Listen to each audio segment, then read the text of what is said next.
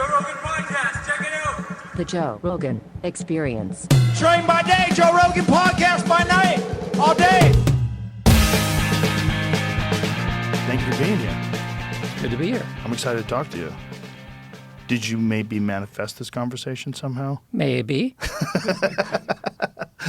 I've seen a bunch of your talks online, and first of all, let's start from the beginning. Like, what is your background? I thought I'd give you a 45-year arc Okay, in about 3 minutes. perfect. Because then there's a lot of places you can get into it. So I started out as a musician, violin, up until about halfway through college. And then I realized to be a musician means you have to be an athlete because you're making your living with your body. No one told me that up through until I finally decided I don't think I want to make my living with my body because I've never been very strong. And more importantly, you also need to have a lot of stamina. And I didn't have that. And you weren't interested in gaining it? I couldn't. I have a genetic mutation that creates it. Like most people, when they exercise, you feel really good afterwards. I feel really exhausted. And I never understood why until many years later I realized that I have something called Gilbert syndrome, which is a mutation of a liver enzyme, and you have no recovery time. Whoa. Yeah. So Is there anything they can do for that? other than something like genetic engineering, which I've never heard anybody try yet, the answer is no. I've never heard of that condition before, I don't think. Yeah. It's there's some missing enzymes, and more importantly, the bilirubin, which is unconjugated bilirubin. You have way too much of it. So there's an upside and a downside. The downside is that you can't recover from exercise quickly, and so there's a lot of fatigue that happens. The upside is that unconjugated bilirubin is an antioxidant. It's one of the most natural antioxidant. So my cardiovascular system is like a 20-year-old. Oh. So you got your pros and your cons with this. Yeah. Have you ever tried exercising in very small doses, like throughout the day? Well, I walk every day, so that's my primary exercise. That's always great Yeah. exercise. If I walk too fast, too hard, I will feel it for the next 3 or 4 days. Wow. So too fast, too hard, too long?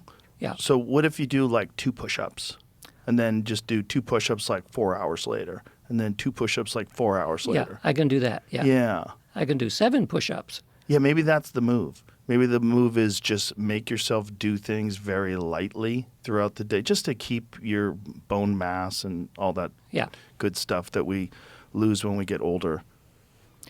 Yeah. You know, but it sounds like there's a pro. The cardiovascular benefit's pretty sweet. Yeah.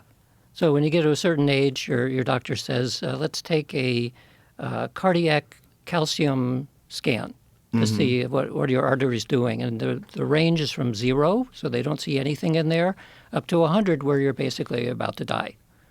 So my doctor said, let's do that because your cholesterol is like off, it's way too high.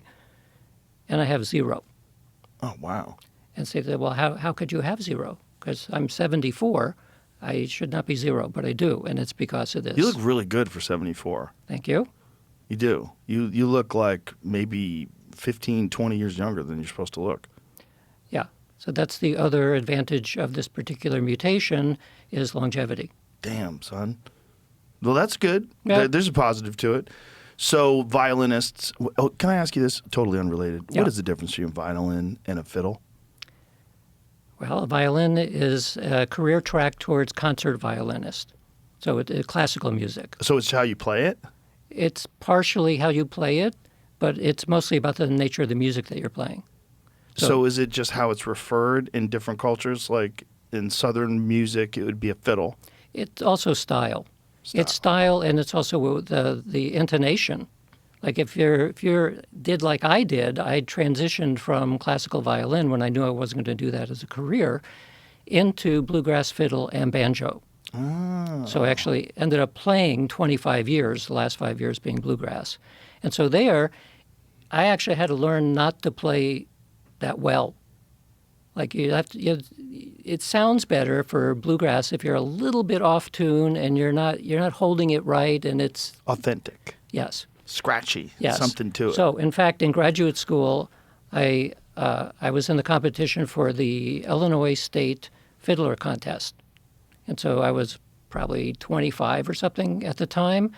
And Alison Krauss was like a teenager, and she was in the same competition. And I lost miserably.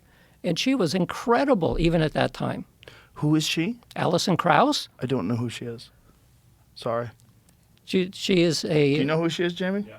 Yeah, she's a very, very well-known, somewhere between country singer, but she plays the violin and the fiddle and has a fantastic voice. I'm out of the loop. I'm sorry. Yeah. If you heard one of her songs, I'm sure you would know it. Yeah, if you made me name a fiddler, I would say, well, The Devil Went Down to Georgia was the first time like America really understood like popular culture, like the fiddle got introduced. Yeah. Is that fair to say? Yeah, yeah. Like that, for a lot of people, that song, the Charlie Daniels Jr. song, Right. that's the fiddle. Yeah, that's like... Is that good? Well, yeah, it's pretty good. It's a little bit like fiddle on steroids, but yeah. It But was I mean, good. like as a fiddler, do you hear that, or is it like only for the unwashed masses that think that's good? Oh, no, fiddle? it's good, Okay. good fiddling, yeah. Yeah, it's fiddling around. It's a beautiful instrument. Sorry Yeah. for the sidetrack. So, Okay, so I did that for 20 years or so, and then in the middle of college, I decided I think I want to get a job where I could use my mind instead of my body. So I switched into electrical engineering. Why? Because I like to take stuff apart, and I used to make things in high school. So then I didn't know what I wanted to do after I got my degree, so I went on to get a master's in electrical engineering. And then I didn't want to be an electrical engineer anymore, so I got a PhD in experimental psychology. And so it sounds like flipping back and forth between lots of different things, and it kind of is. But you'll see that my career is a little bit like a game show in that you're presented with this is what you could do, like forever, or you can choose door number 2. And I almost always chose door number 2 because like I would do this for a while and say, I sort of understand that now. I want to do something different. Door number 2. So as a senior in college, I learned about this place called the Institute of Noetic Sciences, which was started by Apollo 14 astronaut Edgar Mitchell, who was the 6th man on the moon. And on the way back to the Earth, he had a mystical experience. And so today, a lot of people who go into space talk about the overview effect. And he was one of the first to talk about it openly, even though all of the other astronauts had it. It expresses itself in different ways. So people generally will turn from whatever they were, it's a transformative experience, and they become different. And so in his way of expressing that, after the mystical experience and thinking, what in the world is that? Because he felt one with the universe, literally. He decided to create this institute that would study what he had been studying for outer space, but for inner space, to explore inner space. So I remember in college reading about this new institute, and their motto was exploring the frontiers of consciousness. And I thought, that sounds like something I want to do. But there wasn't any place to do that other than this one institute. So I always had in the back of my mind that's where I want to end up. what is somehow. that term, noetic? I know I've heard it before, but I never looked it up. Noetic. So noetic is a feeling of intuition, except that it carries a sense of certainty that the intuition is correct. So intuition is knowing something without knowing how you know it. It just sort of arrives. But it's knowing with certainty. And more often than not, the certainty is correct. So people talk about downloads in meditation and other places. That's what that is. This is a subject that up until, I would say, the last couple decades was pretty openly dismissed by rational people, right? There's almost like a desire to dismiss it, like a desire to define the world in much clearer terms where it's maybe ego-driven, you're in control of your own destiny, and then there's certain factors that are out of your control, and just this is how it is, and this is life, deal with it. And all this mystical woo-woo magic bullshit that people have been talking about for some strange reason for thousands of years, we just dismiss. And we dismiss it under the narrative of science. We're talking about science. We're science people. We want data. But there is data. That's what's weird. And if you're willing to look a little preposterous, which I certainly am, I think it's a good thing to do every now and then. Take a fucking chance and try to figure out if the world is exactly constructed the way you've been told. Because it might not be. There might be some weirdness to it all. And it seems like we all agree. We all agree there is some weirdness. You could chalk it off to coincidence when you think about a person and you haven't thought about them forever and all of a sudden they call you. There's some weirdness in the world. There's some weirdness in the world, like knowing not to do something and then something happens. And there's some weirdness in knowing something's going to happen and you ignore that feeling and then something terrible happens. You're like, fuck, I knew I shouldn't have gone there. There's weirdness in the world. And it's not necessarily just pattern recognition and understanding scenarios because you've experienced them before. There's something to that too. That's part of it too. But there's also something else. There's some weird connection that people have. There's a thing that when you know someone's mad at you and they don't say anything, you're like, what is this fucking weird energy I'm getting off this guy? There's some stuff we're experiencing in the world that you can't put on a scale. You can't put a tape measure to it. You know, you can't measure its density, but it's there. There's something. Right. And we have a very limited amount of senses in terms of our ability to see, feel, touch, smell. It's not enough. There's probably some other stuff out there we don't have the tools to measure, but it impacts us. But we do have the tools to measure. So that's what attracted me to the rest of my career. Because exactly for the same reason you just said, that people have experiences. Oftentimes they feel pretty strange. And so they start looking for, well, what is that? So if you go to a conventional science spokesperson, they will echo back exactly what you're saying. It's coincidence, it's frailty of memory, all of that stuff. But I learned early on, even in college, that there is a branch of science that has studied these things. I mean, it's been going on since the late 1800s that the scientists have been interested in these kinds of phenomena. And science is really, really good at taking even strange subjective experiences and figuring out, is that a coincidence or is that, what is that? Is it real? That attracted me. So, and it partially came out of reading a lot of science fiction. So your science fiction is saturated with these kinds of stories where the element of the story is revolving around some kind of psychic or noetic thing. The Force. Yeah. Classically. The Force in Dune, the series, Frank Herbert's Dune series, the whole thing about spice. Why did they have to take spice? Because that's the only way you can navigate when you're jumping through wormholes. Like you needed to know what you're about to expect on the other side. It just saturates novels and science fiction. It's there. And generally, if you have a topic that people are paying attention to like that and are very popular, it's because something is resonating.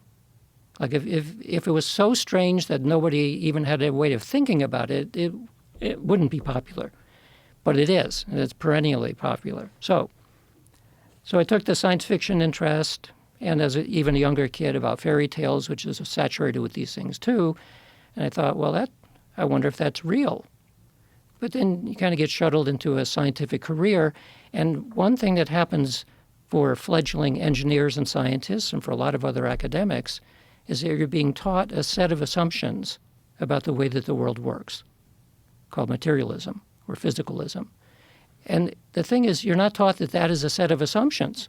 You take it for granted after a while, because after you go through college for 20 plus years, and no one ever mentions that we're working under a set of assumptions, named materialism, and no one ever talks about the philosophy of science, which is all about studying the assumptions and are they correct. Once you do start studying the philosophy of science, you find out that there's lots of different ways of understanding reality. And so there's the whole materialistic side, which is really, really good at explaining aspects of the physical world. It gives us these kinds of technologies. But it doesn't explain subjective experience at all. And so that's like an existing number one mystery in science today, because you have to challenge the idea that materialism is all there is. And so people have weird experiences. They're talking about a more comprehensive way of understanding reality. That's what's going on. And so that's why I end up writing a book like this. So the magic here is not stage magic. It's the real magic, which we don't have a name for yet. When they first started studying this in the 1800s, what were they specifically trying to isolate or figure out? Well, just like today, people would see apparitions. They would have the sense that there were telepathic connections between people. They'd have precognitions. And there was the beginning of figuring out ways of using experimental science to be able to study these things under controlled conditions. And the word control is important because it means you exclude coincidence by the design, and you exclude leakage of information. You exclude all kinds of things. So the only thing left over is if that telepathic thing was real, then we'd be able to see it in the lab. And the short story is, yeah, so we're now 150 years past that, and we have very, very strong evidence that telepathy does exist. So what was the first evidence that they were able to get out of these initial experiments? They used to call it thought transference. And so the methods they were using then would not pass muster today. They would have like two kids who say, we can do telepathic transfer between us. And then many times they would find that the kids were using some kind of signal. And so that wouldn't work today. Today, people have to be strictly isolated. Neither can know what the target is that they're trying to transfer to the other person. And we do lots and lots of replications with lots of people. And so that then forms a body of evidence where it becomes extremely difficult to think of what the flaw might be. And in fact, if you ask skeptics about it, who know the literature, their usual response now is either there's no plausible flaw that they can identify, because a lot of time has been spent to figure out what might be a flaw.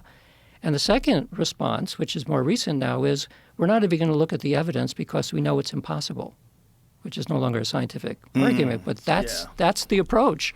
We're not going to look at the data. That's silly. Yeah. Well, it's really silly when you consider the intelligence agencies have spent an enormous amount of money and a considerable amount of time studying remote viewing. Like, why? Why would they invest that much time in nonsense? Right. Why would they invest that much time in something where there's no evidence whatsoever and they've never achieved positive results? That doesn't seem to be correct. No. If you listen to the stories of the guy like Hal Puthoff and all these different people that have been involved in these remote viewing experiments, they had actionable data that they derived specifically from remote viewing. I don't understand it. I've never done it. I've never attempted it. I don't know if I can do it. I did it once. We had an experiment on a television show that I did where we had this guy who claimed to be a remote view this area, and he was off. But it was also under duress with cameras. Like, is that the state of mind that you want to be in when you're trying to remote view? No, that's not ideal at all. And that is a factor, a major factor in whether or not you can understand intuition. Is what is your state of mind? Are you in a place of complete anxiety and fear, or are you totally relaxed and focused on what you're doing? Is there any distractions? Is there a jackhammer nearby? Is there a dog barking? Is there something that could interrupt this state of mind that you're trying to achieve? Because there's different states of mind. We know this. We can measure this. We can measure the brain waves. We understand that the state of mind, it's not a static thing like a toaster. You know, it's not on or off. There's a bunch of different shit going on in your brain, in your mind, at any given time. And so the idea that remote viewing, which is some very bizarre connection that some people have to reality that's nowhere near local. They can describe things in detail, talk about submarines that are being constructed in the Soviet Union. Like, there's weird shit to that. And if you just dismiss that, you're being a fool. There's something there. And the only way anybody figures out there's something there is if you study it. If actually intelligent people are willing to look a little foolish and spend some time studying it. This episode is brought to you by Visible. How many of you are currently listening to this podcast on your phone? If you are chronically online, like most of us are these days, your wireless network should be too. With Visible, you get unlimited 5G and unlimited hotspot, all powered by Verizon's 5G network. The perks of big wireless for half the cost. Visible isn't just a wireless plan. It's unlimited wireless designed to keep you connected and no contract holding you back. Switch today at Visible.com. Plans start at just $25 a month. Or get our premium Visible Plus Pro plan and save $10 on your first month when you use promo code Rogan, an exclusive offer for podcast listeners. Right. So that brings us to my next job. So after I got my doctorate, I started working at Bell Laboratories. Ooh. So it was the biggest laboratory in the world at the time. It was still the Bell system. And because I was interested in these kinds of things, for some of my time at Bell Labs, I started doing little psychic experiments involving mind-matter interaction and also involving precognition. So there's an ongoing link here that goes back to the Institute of Noetic Sciences in a strange way. Edgar Mitchell gave the first money to SRI International, which is where Hal Puthoff and Russ Targ was, to do remote viewing studies. He also brought Uri Geller to the United States, and he brought SRI and a bunch of other places, including Bell Labs. So when I was working at the labs, I knew that there had been people who had seen some of the stuff that Geller did. And I was doing these little psychic things. So I asked for permission to be able to present some of the work I was doing at an annual conference of the Parapsychological Association, which is an affiliate of the largest scientific organization in the United States, the American Association for the Advancement of Science. So many people don't know that the Parapsychological Association is one of the 200-some affiliates of the AAAS. It's a legitimate scientific organization. So I did this precognition test. I asked for permission, and I got permission not only to give my presentation at the conference, but to use the Bell Labs imprimatur. So I was giving this as some guy from Bell Labs talking to this audience. Unbeknownst to me, there were a few people in the audience who came up afterwards, and one of them said, if there was an opening, would you be interested in joining the Stargate program? Whoa. And so that was an offer I couldn't refuse. That's one of these cases of you have this door or you have that door. Well, that door looked really interesting because it was known at the time that there were people at SRI doing this sort of thing, but the classified portions were a rumor. Like nobody knew what was really going on. Right. So I took a leave of absence. That must have been exciting. Yeah. You get that offer? Yeah. Stargate? Yeah. Are you kidding? Holy So- shit. So I took a leave of absence for 1 year from Bell Labs. And so I went to SRI International. Hal Puthoff was my boss. And then Ed May, when Hal left in 1985, Ed May took over. He may not be a name that is known as well, but he was the director for 10 years. And so I worked on that project, and it took a long time to get the clearances because, first of all, I didn't know anything about classification or anything, but I figured, well, maybe it's just secret. No, it's just top secret. No, it's top secret SCI. No, it's top secret SCI special access program, which means there's literally a book that you have to sign, and you can see all the other people who have signed that book. Special access means even if you have a top secret clearance, you cannot know about this place. You cannot know about the code word. The code word was classified. So, I mean, which seems kind of odd because if you have a code word, it's not saying anything. But nevertheless, that's how it worked. Wow. So we were the research side of people who talk about Stargate. Mostly they're talking about the military side, the operational side. Well, we knew what they were doing, but our mission was different. Our mission was figure out those questions that you're asking. How does this stuff work? Like, is it real? Yes. Some people are very talented. What are the limits of it? Can you block it? Can you shield it? Can you do camouflage? And one of the main areas was, what's the difference between someone like Joe McMoneagle, who's a superstar in this area? Why is he any different than anybody else? Because, like, when I first met the Ingo Swann and Joe and a bunch of other people, they were so different than my stereotype of Madame Zodiac that they, like, I say, you got to be kidding. These people are remote viewers. They're just like guys and gals.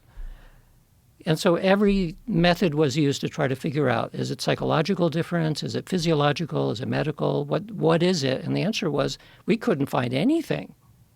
Now, there may be some background about the people themselves, but in terms of finding out something that we could use to select, because the Army and others were interested in getting lots of other people who would be talented too. So there was no consistent factors? No, there wasn't anything. Wow. So That seems crazy. except maybe talent. Two things, talent and openness.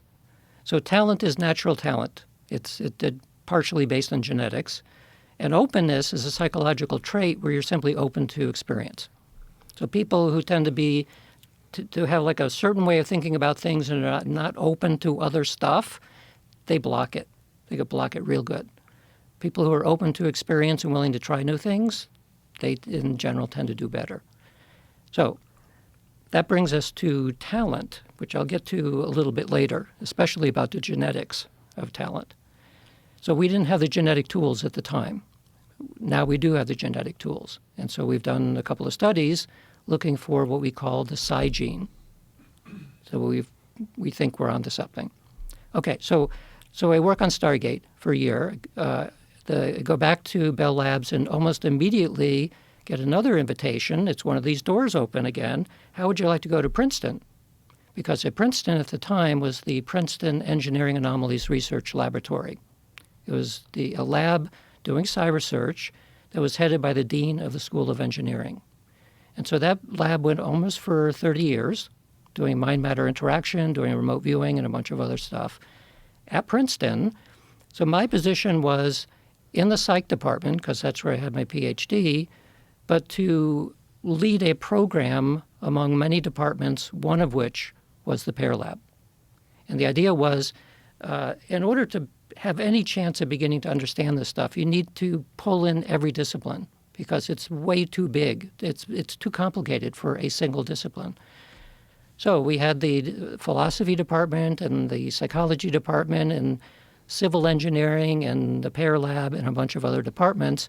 My job was to sort of corral it together to create multidisciplinary research projects. And I was told in day one, that's impossible. This is a job you cannot do. Well, why? I mean, we had the money for it. And the answer is that in the academic world, you succeed within silos. You know an enormous amount about a very particular kind of topic. Like even in the psych department there, you have cognitive psychologists, perceptual psychologists, social psychologists, and on and on and on. They don't even talk to each other because it's outside of your discipline, outside the little silo. My job was to sort of mash it together, and it was ridiculously complicated. Was there resistance? Oh, my God. Resistance is not quite strong enough. It's like each one of the departments was getting money from this big grant that we had, so they were willing to play the game. But when it actually came down to doing some kind of a cross-filtering, no. Why didn't they want to collaborate? Because everything of value in the academic world is in your silo. And so if you're trying to work across silos, again, even within the same department, social psychology and perceptual psychology might not even talk to each other. And their offices are right next to each other.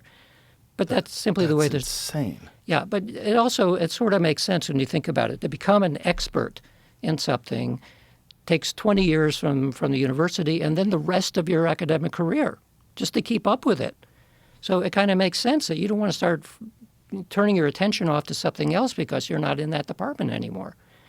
So it's a problem, and it's always been there. It's not getting any better either. Well, it seems like there should be a way to fix that. The ultimate goal should be whatever we're all working on collectively should benefit mankind. And if you're in the psychology industry, which you are, if you're teaching psychology, if you're working on psychology, you should want to get involved in this. The fact that they're all siloed off like that seems insane. Yeah, so the approach that's sometimes taken in the academic world is to create a center for the study of fill in the blank. That brings in people from different disciplines, and then they're kind of forced together. But these people from different disciplines probably are already working on important stuff to them, and this is taking away from their time. It could be, except that depending on the nature of the work, it may be something that requires another discipline. So you might have somebody in computer science who's working on that, and then you have somebody in psychology who's interested in the human side, like how do you connect the computer and the people? Mm-hmm. Well, there's a subdiscipline called human factors. That's where I was working in Bell Labs because I had engineering and psychology. So you kind of mash those two together, and then you could actually learn some new stuff that's of value to both. And also, that's how you create new disciplines. That's how the discipline of neuroscience began. So you go back, now it's more like 60 to 70 years ago, somebody noticed that you have all these people in biology and all these people looking at cells and people looking at things having to do with the nervous system that were all different disciplines. So a large foundation came along and said, I think we need to create a discipline of the neurosciences. And they threw enough money at it to bring people together, and that formed a new discipline. So I work in the area of consciousness studies, which is only now starting to become its own discipline. Because before that, it was maybe a few philosophers interested in it and anesthesiologists, and that's it. But it's changing. So when you were at Princeton, what specifically how did you start it? Like what specifically were you working on initially? Well, besides trying to get people to talk to each other, which was frustrating. The big task. Yeah. So one of the things I did was meta-analysis. So this is a way of taking results of individual experiments that are similar to each other, like telepathy experiments, and putting them all together with a statistical method to see whether independent people are able to replicate the same thing. It's called meta-analysis. Meta meaning it's like an analysis of analyses. And so it answers two questions. One is, if this is really real in a scientific sense, then other independent people ought to be able to do the same experiment and get the same result. So that's one part. The other part is, if you do have a lot of people doing the same experiment, then what is the overall result? It's like one gigantic experiment now. So I did a number of meta-analyses, ended up writing a book on it that nobody wanted to buy, so it just sat there. And then I was doing experiments on precognition as part of my job. And because of my engineering background, I was using the latest version of machine learning at the time, which was neural networks, and applying it to the data from the Pear Lab to see if, when you do an experiment involving mind-matter interaction, you usually use a random number generator, and you ask somebody, you tell them this is going to push out a whole bunch of bits, random bits, and I want you to make more 1 bits than 0 bits. That's your task. So they press a button and they get some kind of result. And now make more 0 bits. And now don't do anything. So this is 3 different kinds of tasks in one session. And so what they were finding was that in general, if you run a lot of people in this kind of task, yes, their intention makes the bits go in the direction that you want. So you aim high, it goes up, aim low, it goes down, so on. So the question then is, not everybody can do that. Some people get the opposite result. Some people get really good on making it go high, but they can't make it go low. So the idea came about that there's something like a signature that was from each person. People had a way of interacting with the machine that made it do certain things that was unique to them, but overall it worked out. So I started using neural networks to see if I could train a neural network to tell who was doing the task based on how the random bits were working. And it turns out you can. So when I left Princeton, because it was getting way too frustrating, I took that idea. Just trying to get people to work together. Trying to do this multidisciplinary teams. And as I told you, the first day I was there for the job, I was told, by the way, you have an impossible job. It's necessary, though, because this was part of the grant. What you're doing is part of the grant. So you have to do it anyway.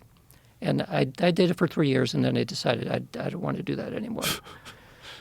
But so I went back to industry, but I specifically told the people I was interviewing with, I want to pursue this. Like, this is the beginning of a technology that will have a machine identify who you are and your intention, kind of like Neuralink, except there's no connection. There's nothing going in the brain. It's purely intention. So I did end up working for a company outside of Washington, D.C., where part of my work was doing exactly that. We're using more advanced neural networks with random number generators, and got to the point where we're about to set a patent for this device because it worked. And the head of the organization at the time was a retired general who had a buddy who was an admiral, and he said the Navy's interested in this. For obvious reasons. They want ways of communicating with submarines. So at that point, we're like right on the edge of doing that, and we get bought by another company. And the new company said, you're not going to work on that anymore. So the wheels internally started, it was like golden handcuffs. A lot of money. It's a very good position, but I didn't really want to do that anymore. Did they have was it a profitable issue? The vice president in charge of the lab did not believe that it was possible. Oh, God. He also didn't look at the data. Of course. So he said, no, we're not going to do that. He doesn't want to be silly. Yeah. So, it's so frustrating. You have that it worked. We have a thing here. It's working. No, he didn't want to do it. Oh, that's so frustrating. Yeah. So a few years goes by. I kept doing all this stuff on the side now, outside of work, because it was just too interesting to drop. There was a recession. This was 1992. There was a recession. Part of my department was laid off, including myself.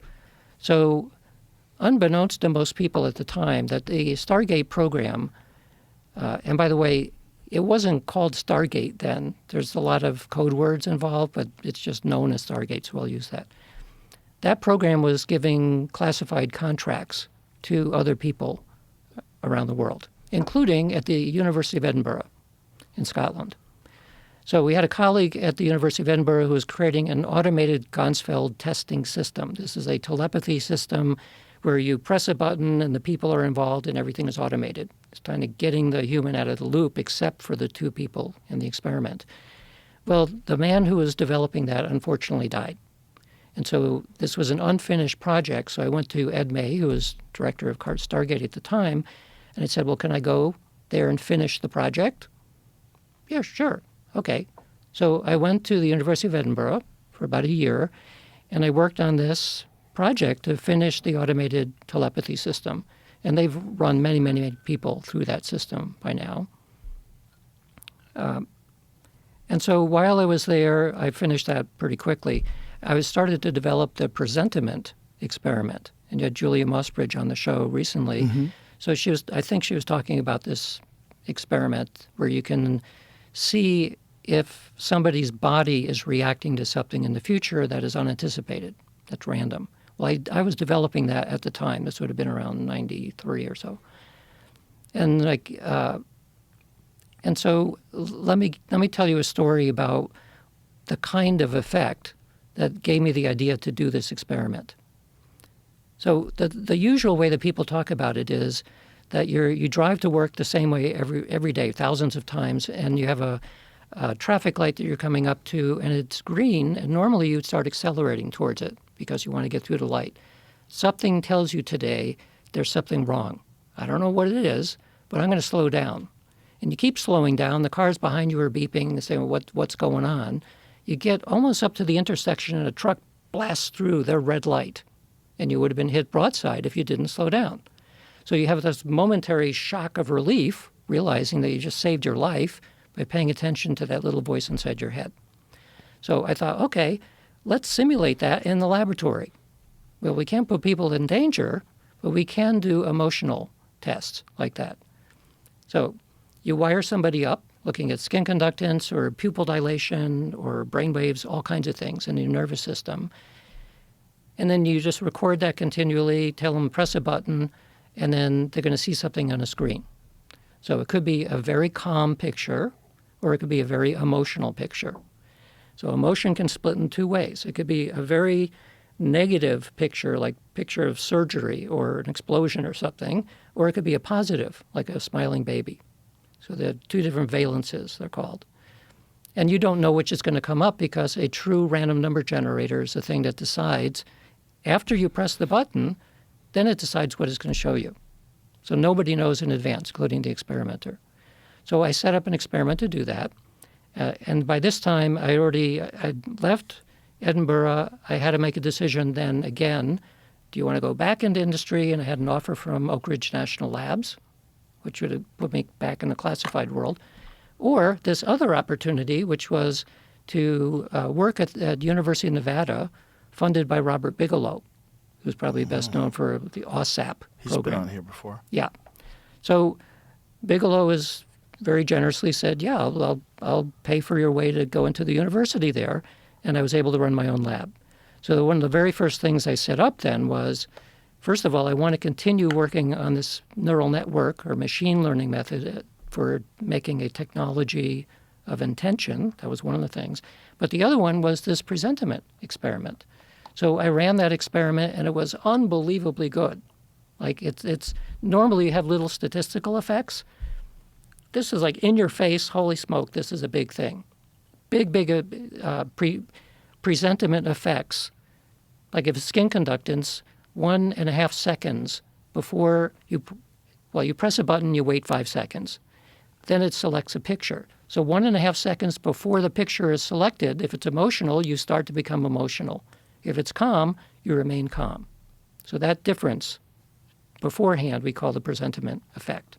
It's your body somehow or unconscious knowing what you're about to see. Just like approaching a light and slowing down. Something is telling you something. So we did that experiment, and I told this to one of the guys at the center I was working at, and he told me a story which is far more interesting than not going through a red light. So the story is this. So he used to go hunting with his buddies, and they had a whole bunch of guns. His favorite gun was a 6-shot revolver, a double-action revolver. And so the way that he would take all the bullets out, he'd clean the whole thing out, and he put in 1, 2, 3, 4, 5 bullets and leave the hammer over the empty chamber so it wouldn't get jostled accidentally. So he's cleaning the gun, he's putting in bullet 1, 2, 3, 4. He picks up the 5th bullet, and he has that feeling. Something about this bullet isn't right.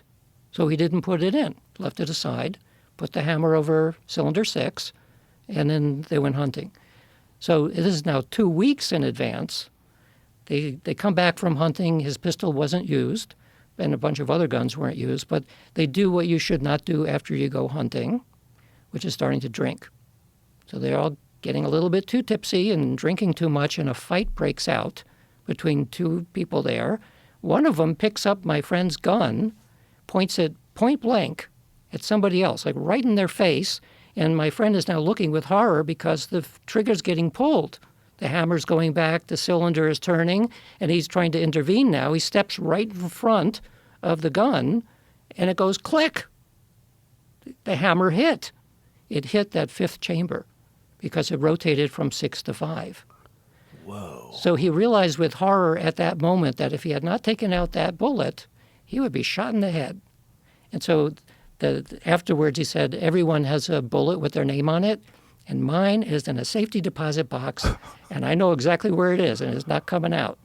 Wow. So that's a real-life version of this, which is 2 weeks in advance. In the laboratory, we can only look seconds in advance. Also, you should have the intuition and not go hunting and drinking with psychos that are willing to shoot somebody in the face over an argument. Nevertheless, yeah. So it happens. So that's crazy, though. But see, this is where we want to go in these kinds of experiments. You need like real life stuff that you can actually test in a controlled way in the laboratory. But there's all kinds of ethical reasons, obviously, why you can't do that. But I'm pretty sure that if we're able to get something at that level in the laboratory, we would have much, much stronger results than we currently do. Now, when it comes to things like remote viewing and being able to be open and being able to actually pull it off and actually remote view things that you can prove, what is the state of mind these people are trying to achieve? And what is the protocol for achieving that state of mind? It depends on whether you're naturally talented or not. So Joe McMonagle and a few others that I know, if you were to ask them at breakfast, can you remote view what I have a hidden folder over here? They would continue eating and tell you the answer immediately. So for them, it doesn't take much at all. And in fact, what Joe would say, and I have some pictures from what Joe had done, Joe would say that if he knows in the afternoon he's going to do a remote viewing, he'll get all the information in the morning, like instantly. It'll just be there, and then he has to wait until the whole thing plays out. But it's like bang, you got it. So it's a matter internally of simply knowing I need to get this information, and it happens immediately. For people who don't have that natural talent, you go through training where, and by the way, almost everybody can do this, but it does require some training now. So for an average person, the training typically is to not name an impression, which is really tough. So you have a target, which may be somewhere in the world, maybe a person somewhere, maybe in an envelope, something like that.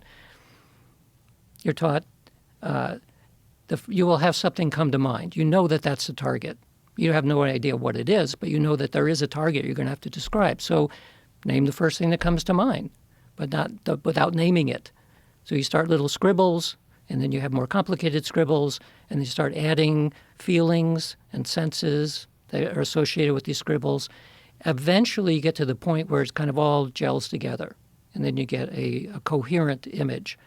The problem is that if you tell somebody, I'm going to show you a picture in 20 minutes, that you don't know what it is, and you say, okay, well, just imagine what you're going to get, and you get a flash of yellow, you're instantly going to start thinking of bananas. And once that happens, you can't not think of bananas anymore. So that's what I mean by not naming. So that's one of the very first things that you learn is anything that comes to mind that you have a name to is probably not it. It takes practice, but you can get there. Wow. What was the most impressive thing that you ever saw anybody achieve with remote viewing?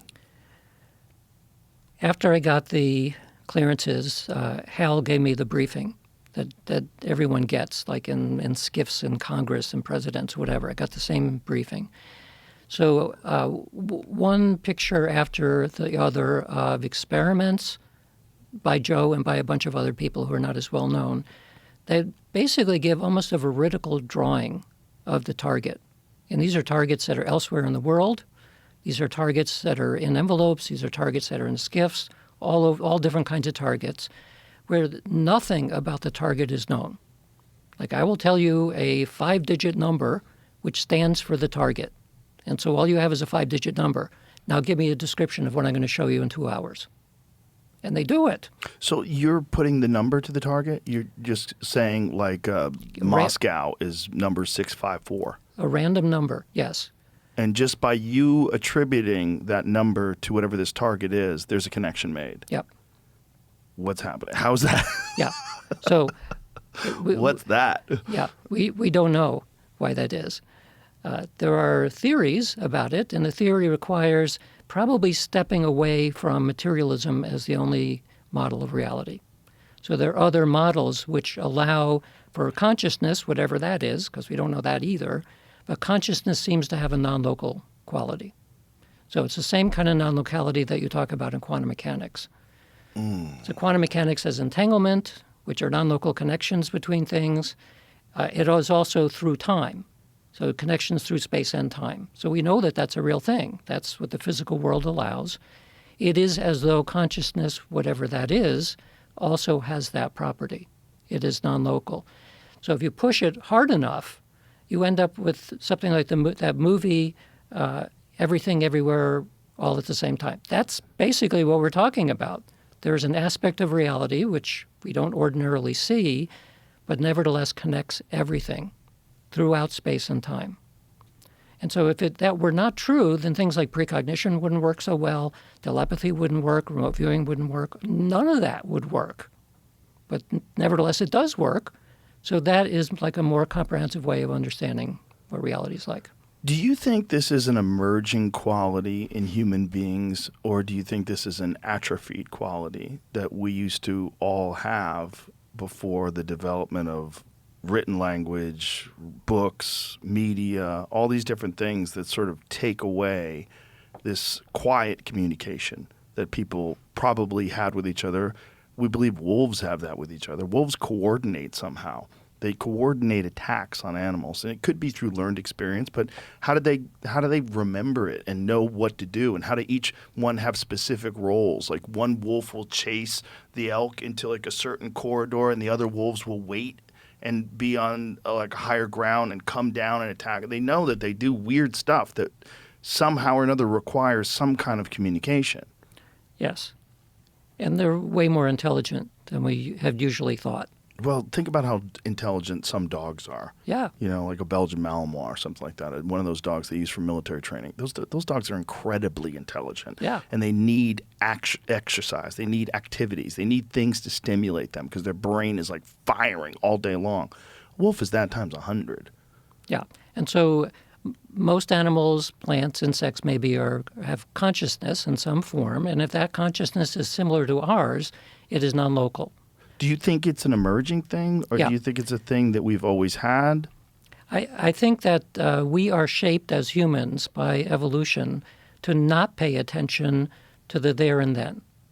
Because if we were paying attention to there and then a lot, then you may not notice that there's a tiger in front of you who's about to eat you.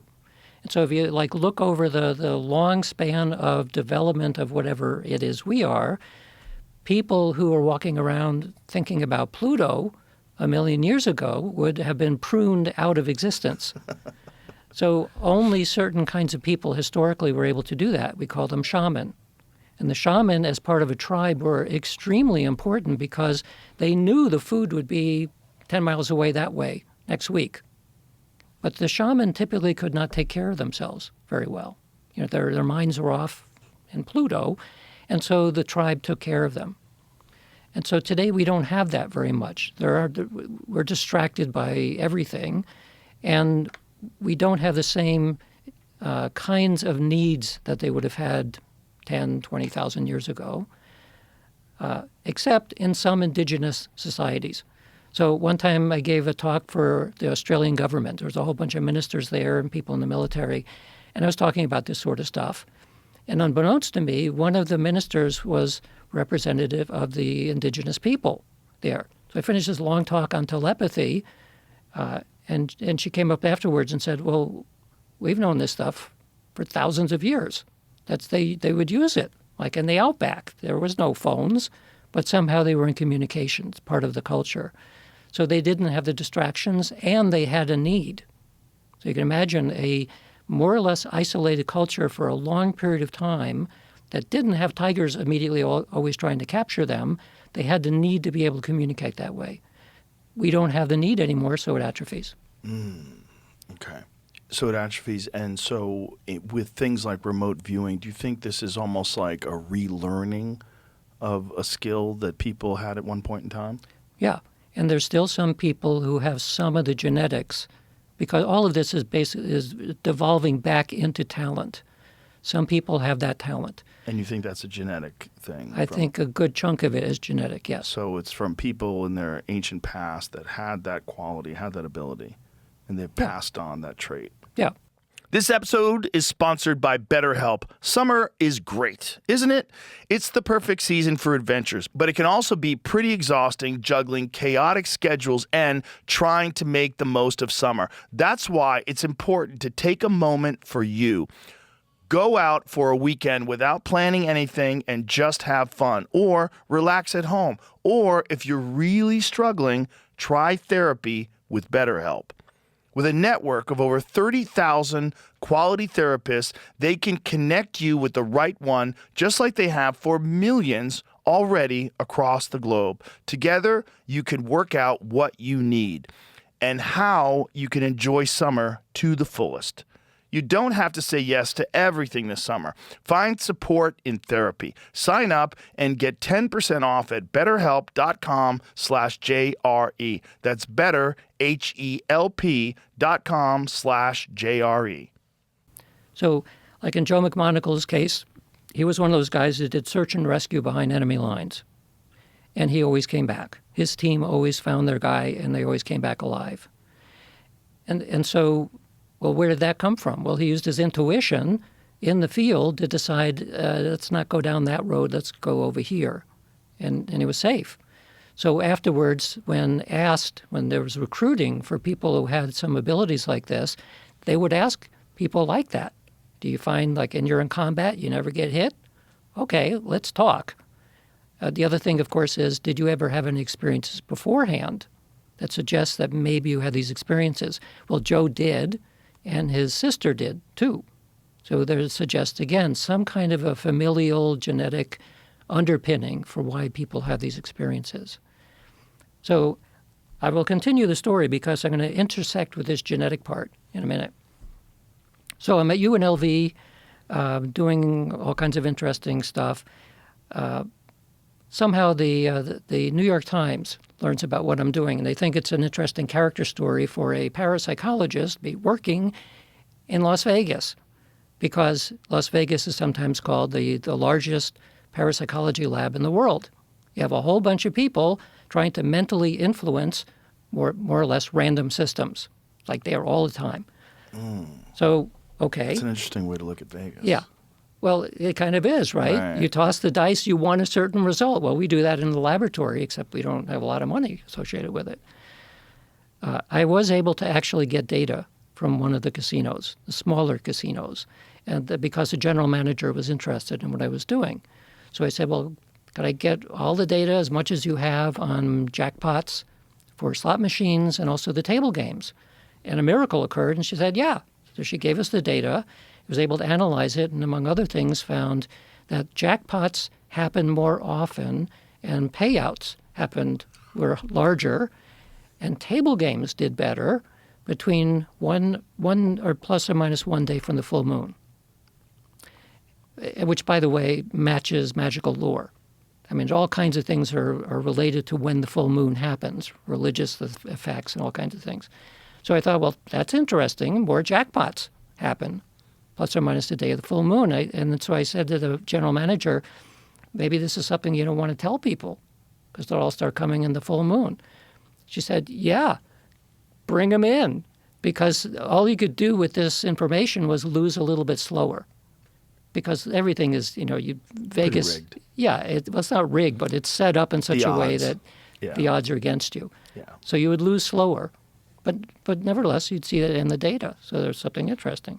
Okay, so I get to the end of my time at UNLV, and a new door opens, and it's partially because of the New York Times piece, that book that I had written at Princeton that nobody wanted to buy. I suddenly had publishers calling me and saying, do you ever think about writing a book? Yeah, I have one. So I published that book. That caught the attention of people at an organization called Interval Research, which was funded by Paul Allen, the co-founder of Microsoft. So Paul Allen was interested in doing what he called developing the wired world. This would have been started in 1990 as a 10-year project to figure out, given that the internet was going to be a gigantic thing, what do we do with it? So this was people that were poached from Apple and from Xerox PARC and the MIT lab and lots of places. They brought 100 people together.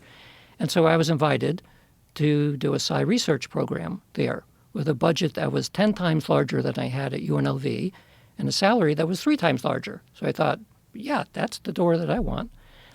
So at Interval, everything was proprietary because it was all leading into patents that would eventually create things. And so some of the things we take for granted now were developed there.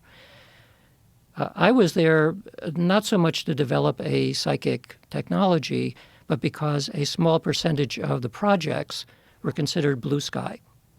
It's kind of to make sure that everybody in the lab realized that we're trying to push the envelope hard in developing new things. And so it's always useful to have a couple of speculative projects around.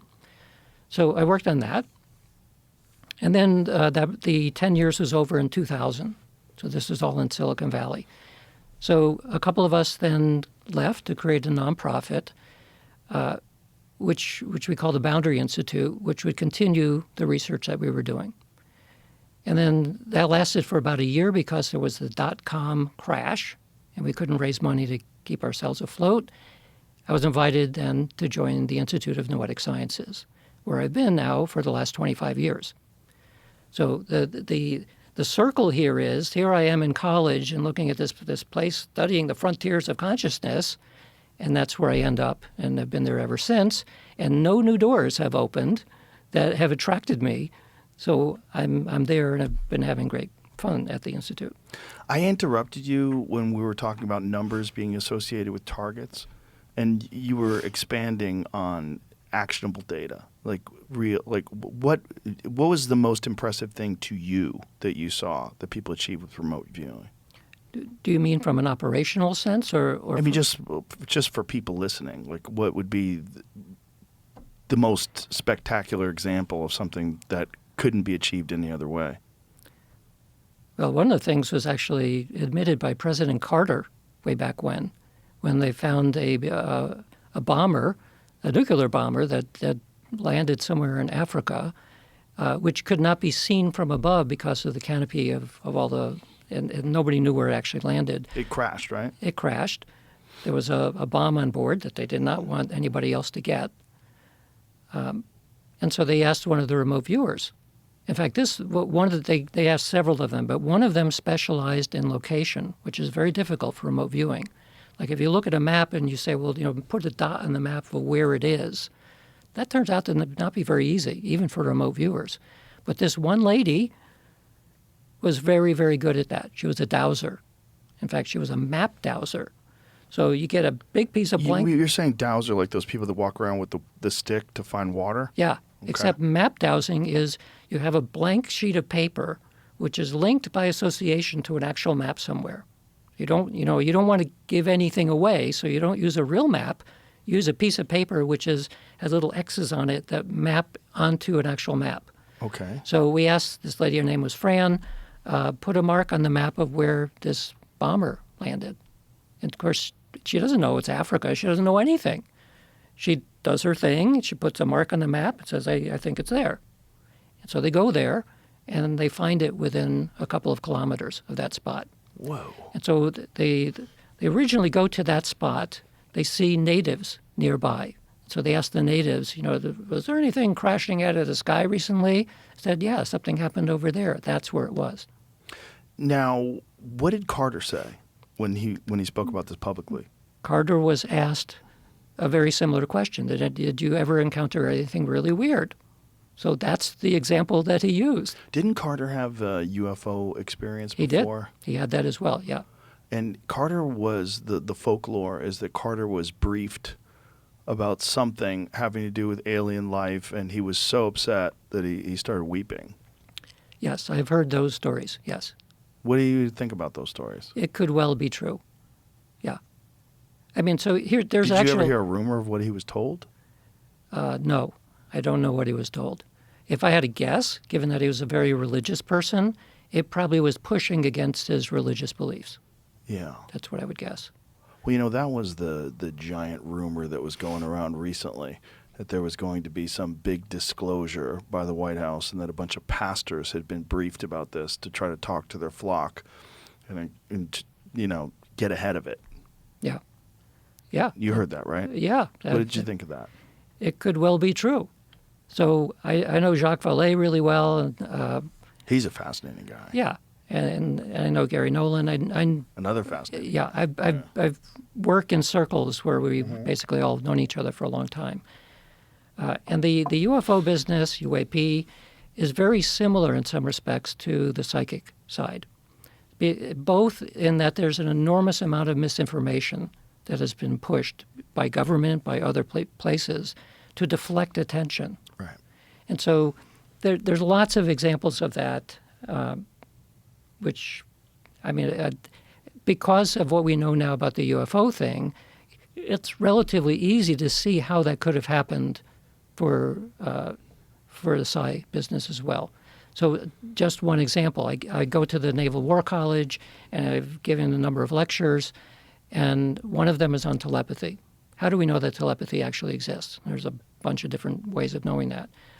And so afterwards, two sub-commanders come up. In fact, that's the story. That's the opening story gambit in my book, Science and Magic. So the two sub-commanders come up, and they say, well, we have a story to tell you. These are two independent subs. They're the commanders of two subs. So I'm telling them everything we know about telepathy, and they say, well, one time, and we're submerged, we're under maneuvers, a crewman wakes up from a dream and goes to the commander and says, we need to surface because something bad has happened at home. Well, we can't. We're under maneuvers. Next time we can surface, well, then you can call home. So the next time they surface, they call home, and sure enough, when the sailor woke up from his dream, there was indeed something bad happening at home. So both of the commanders had the same story. So I said, well, does this happen like every Tuesday? No, there were no false positives. It happened once, and both times it was correct. That's very important to know, not simply that it happens, but it is happening when the submarines are at a classified depth, which means at least 300 meters, probably more, below the surface of the ocean, where it's extremely difficult to get any kind of message there. So it's not electromagnetic. We don't know what that would be. What were the events at home that were bad?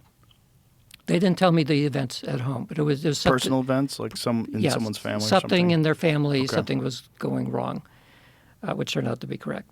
So one thing is, yes, it tells us something that's important to know from a scientific perspective because they are not reachable by ordinary means. That's the whole point about having a submarine. Very difficult to know where they are and get messages to them. The other thing is that people who are selected to be submariners are psychologically extremely stable. They're not prone to flights of fantasy. They don't have claustrophobia. They don't have any kind of the neuroses that you would imagine that somebody would need to go into a submarine for months, submerged who knows where. Right. So it means that this happens to ordinary people, in this case in an altered state of awareness, namely in a dream state, but nevertheless they got it, and there were no false positives. So I was a little, whenever I give a talk to a new type of group, especially in the military, always thinking that these guys they think I'm nuts because I'm telling them stuff that shouldn't exist by any conventional perspective. It's exactly the opposite. Mostly I've talked to officers, like up to generals and admirals and a few levels below that. They're all completely on board. And I began to understand why. That not only are they in life and death situations, and that's where these things tend to bubble up, but also they had to trust their intuition in making lots of decisions that affect other people. And they would not have risen through the ranks unless they were really, really good at it. So that's why I was not getting the kind of pushback that I expected to get. Interesting. The Bell Labs connection is very interesting too. You know, Bell Labs is it's also the source of myth and folklore about the Roswell crash, that they received things from the Roswell craft and back engineered it. Do you know that whole crazy? I know about those stories. I don't know any. I don't have any direct knowledge of any of that You never heard stuff. anything when you were there? There was a company called the American Computer Company way back in the day, and they just would sell, Windows computers. You'd pick out the hard drive and all this jazz online. They build it for you. Yep. And they had a whole page of their website that was dedicated to Bell Laboratories, and Bell Laboratories being close to a military base, not because the military base was really to protect New York City. It was really to protect Bell Labs because they were working on all this top secret stuff there, and that they had back engineered some stuff from the Roswell crash. This is all like this. Maybe. It's so fun. Why is that stuff so fun? Yeah. Maybe. I mean, after all, they invented the fiber optics and lasers and everything in the modern The world. fiber optics specifically was one of the things that they discussed as being something that they discovered. Well, there is. I mean, if you go to the ordinary history, you can figure out why that happened. Not that it didn't involve reverse engineering anything. That there's a long history about why somebody would have gotten to the point to realize that you can do certain things with glass. That would be interesting. Mm-hmm. Whether the idea came from somewhere else, that I don't know. It's just interesting. It's just it's fascinating when you find out that there are these very limited access programs that are beyond top secret that even the president can't find out about them. Yeah. Yeah, and so one of the disadvantages of a special access program is that you could be working next to somebody and are not allowed to talk about what they're doing. And that was happening a lot. Mm-hmm. So a lot of the Stargate program is now public. There's like 4 volumes that go through great gory detail on this called the Stargate Archives. Not all of it has been released.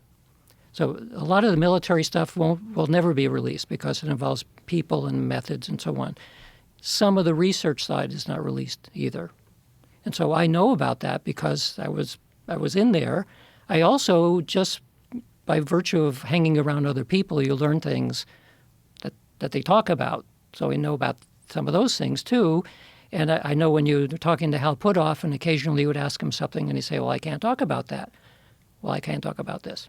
Right. That's a problem. Does that frustrate you that you can't openly discuss some of these things? Yes. It was especially frustrating when I was working there, because we go into the building and we're doing all kinds of interesting psychic things, and you go out of the building and it not only doesn't exist, that if it ever comes up in conversation, you don't say, I can't talk about it, because that would mean they know. You have to go along with the game and just agree with everybody else that it's all nonsense. Wow. So it's nonsense out there, and in here we're working on it. So that kind of... What a weird psychological dilemma. Well, even worse. The whole point about classification is to keep secrets. We were figuring out ways that you can't keep secrets, right? I mean, the whole thing about remote viewing and telepathy and all that stuff, there are no secrets. With the right talented people, nothing can be shielded, nothing. Outside, everything is all about secrets. So one of the reasons, I think, that these topics are still have a stigma attached to them and why there's disinformation is because imagine how the society would work if there were no secrets. Don't you think that technology is eventually taking us in that direction? Yes, but it's not going to be Neuralink.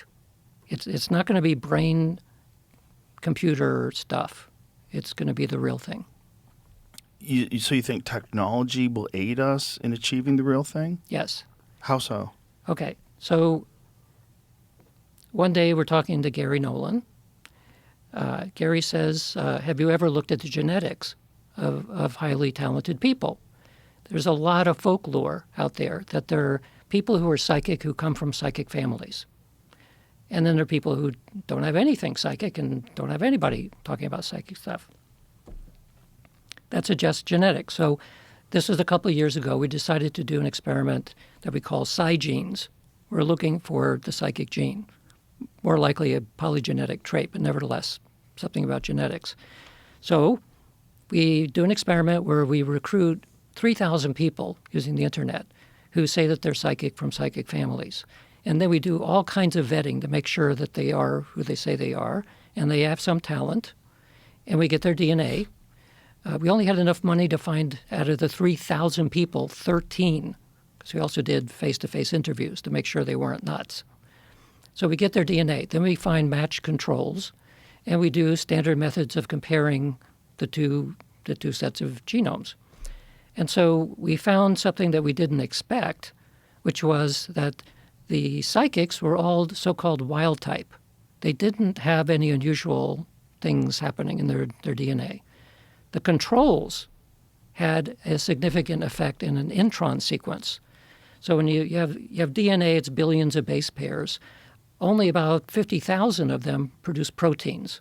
It's called the exome. It's a portion that creates our body. It's that stuff.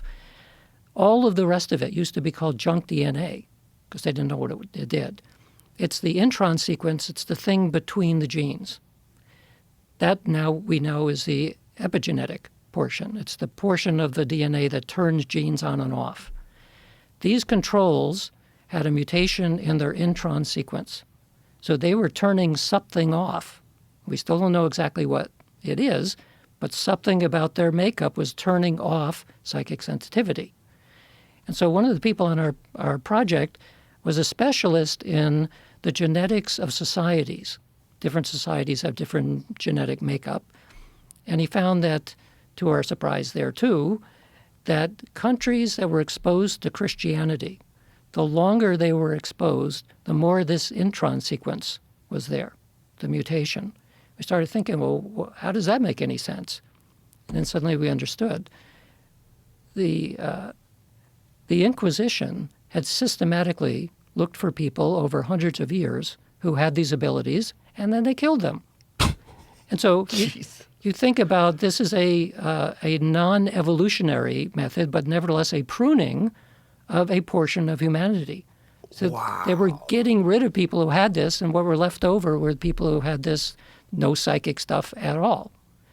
So, yeah, so it's like eugenics in an opposite direction, where they weren't trying to pull people for talent but get rid of the talent. And you can see it in the genome. And this is directly connected to the Inquisition? Because so the Inquisition, this is what were they like? Who were they targeting specifically? They were targeting witches. So the witches were once, I mean, an awful lot of innocent people were caught up in that as well. But people who were known as healers, who were people who had precognition. And of course, the church at the time was just concerned that somebody's going to come along that's going to attract our followers away from us. So magic was okay within the church. Within the bounds of the church, if a priest is anointed in a certain way, they can do magic. The whole ceremony of the Eucharist is a magical practice. It's okay. Outside of the church, it was not okay. And so it was a very heavy-handed way of ensuring that the power would remain in the church. So by enforcing their Christian ideology, they eliminated anybody that had any alternative powers or visions or anything weird, any other kind of practices. Yeah. And so the case of the Catholic saints is very interesting. Like Joseph of Cupertino was said to have levitated and also to do bilocation, very psychic things. He was lucky in a sense that he was already a priest. Lots of people, thousands of people saw him levitate. And basically a deal was made with the Inquisition that you now need to go to this place out in the middle of nowhere and don't show this anymore to anybody. Because we don't. So when you say he could levitate, like how high? There are stories of him levitating 30 feet. Sometimes drifting into the rafters of churches in front of astonished crowds, and even Pope Urban the Eighth. Yeah. You could read more about it in his extraordinary life through Franciscan media. Yeah, St. Teresa. The patron saint, go back, please. Often called the patron saint of air travelers. Yeah, why not? Right, we're all levitating. Well, that is the most famous levitator in Catholic history. So there's other levitators? Oh, yeah. Yeah, there's a book called... How come nobody could do that now? There are stories that people can do it now, but so far in the laboratory we haven't been able to see this. So there's a book called... Stop, please. Go back. This one, St. Teresa of Avila, a Spanish mystic who famously recorded that her levitations occurred unexpectedly during states of deep spiritual rapture. She described the sensation as a violent force lifting her up from beneath her feet and was so embarrassed by it that she instructed fellow nuns to physically hold her down. Whoa. Yeah, dozens Francis of of Assisi. But it's like, do it now. Why do you think people don't do it now and film it on their iPhone? Well, so the TM organization had a city program, the City Yogic Powers. Right, levitation. And they had this whole thing for a long time about yogic flyers. So one time I went to the university where they were going to show the 4 best yogic flyers. So we're all excited about that, me and a few other people. And so there are 4 young men who go in full lotus position and then hop. I've seen that. Yeah. So we were like, right next to them seeing hopping. And the hopping's pretty good because you're in a full lotus position and you hop around 2.5 feet. It's plyometrics, though. Yeah. Yeah. It was hopping. So I asked them, well, why aren't anybody flying? Why is the flying not happening? There they go. Right. But, Yeah. You have to be pretty strong to do that. Yeah, but that's all that is. Yeah. I know guys who can do that. So the Maharishi was asked, why isn't anybody flying? And his response was, there's too many people who think it's impossible. So it becomes like a sociological thing. So is that true? I don't know. Do you think it's people are more closed-minded to the ideas than anything outside the norm? Anything like that, levitation, is nonsense. So it's like it's permeated our zeitgeist. Yes. It also, I believe that it can act as a block for other people. So so you haven't asked yet, why as a scientist who worked at Princeton and Bell Labs, and why am I writing about magic? It's because of a couple of experiences that told me that our understanding of psychic effects now is like in a box. We generally do experiments, we get relatively small effects. They're not gigantic effects, they're not levitation. Well, maybe it's the same thing. Somebody can make a random number generator do something. you need statistics to see it. They're really small, but we don't know the limits. So I've had a few experiences that told me I really don't know what the limits are. And so that brings up this. So bending a bowl of a spoon without force, which I did. And so I brought you a spoon. This is the same spoon it's from 1961. It's this particular. So I set up this. I went to a so-called spoon bending party because You bent that spoon with your brain or your mind or your consciousness or whatever it is? Something? I mentally psychic did ability? something, but I'll show you in a minute how we did Okay. this. So the reason I did this because I was at Interval, and at the time Russ Targ was working for me, and Ed May too. And Russ came back from one of these parties, and he said he had bent a rebar, a half-inch rebar, which some muscle men can do that, but you have to be pretty strong to bend a rebar and have it stay there.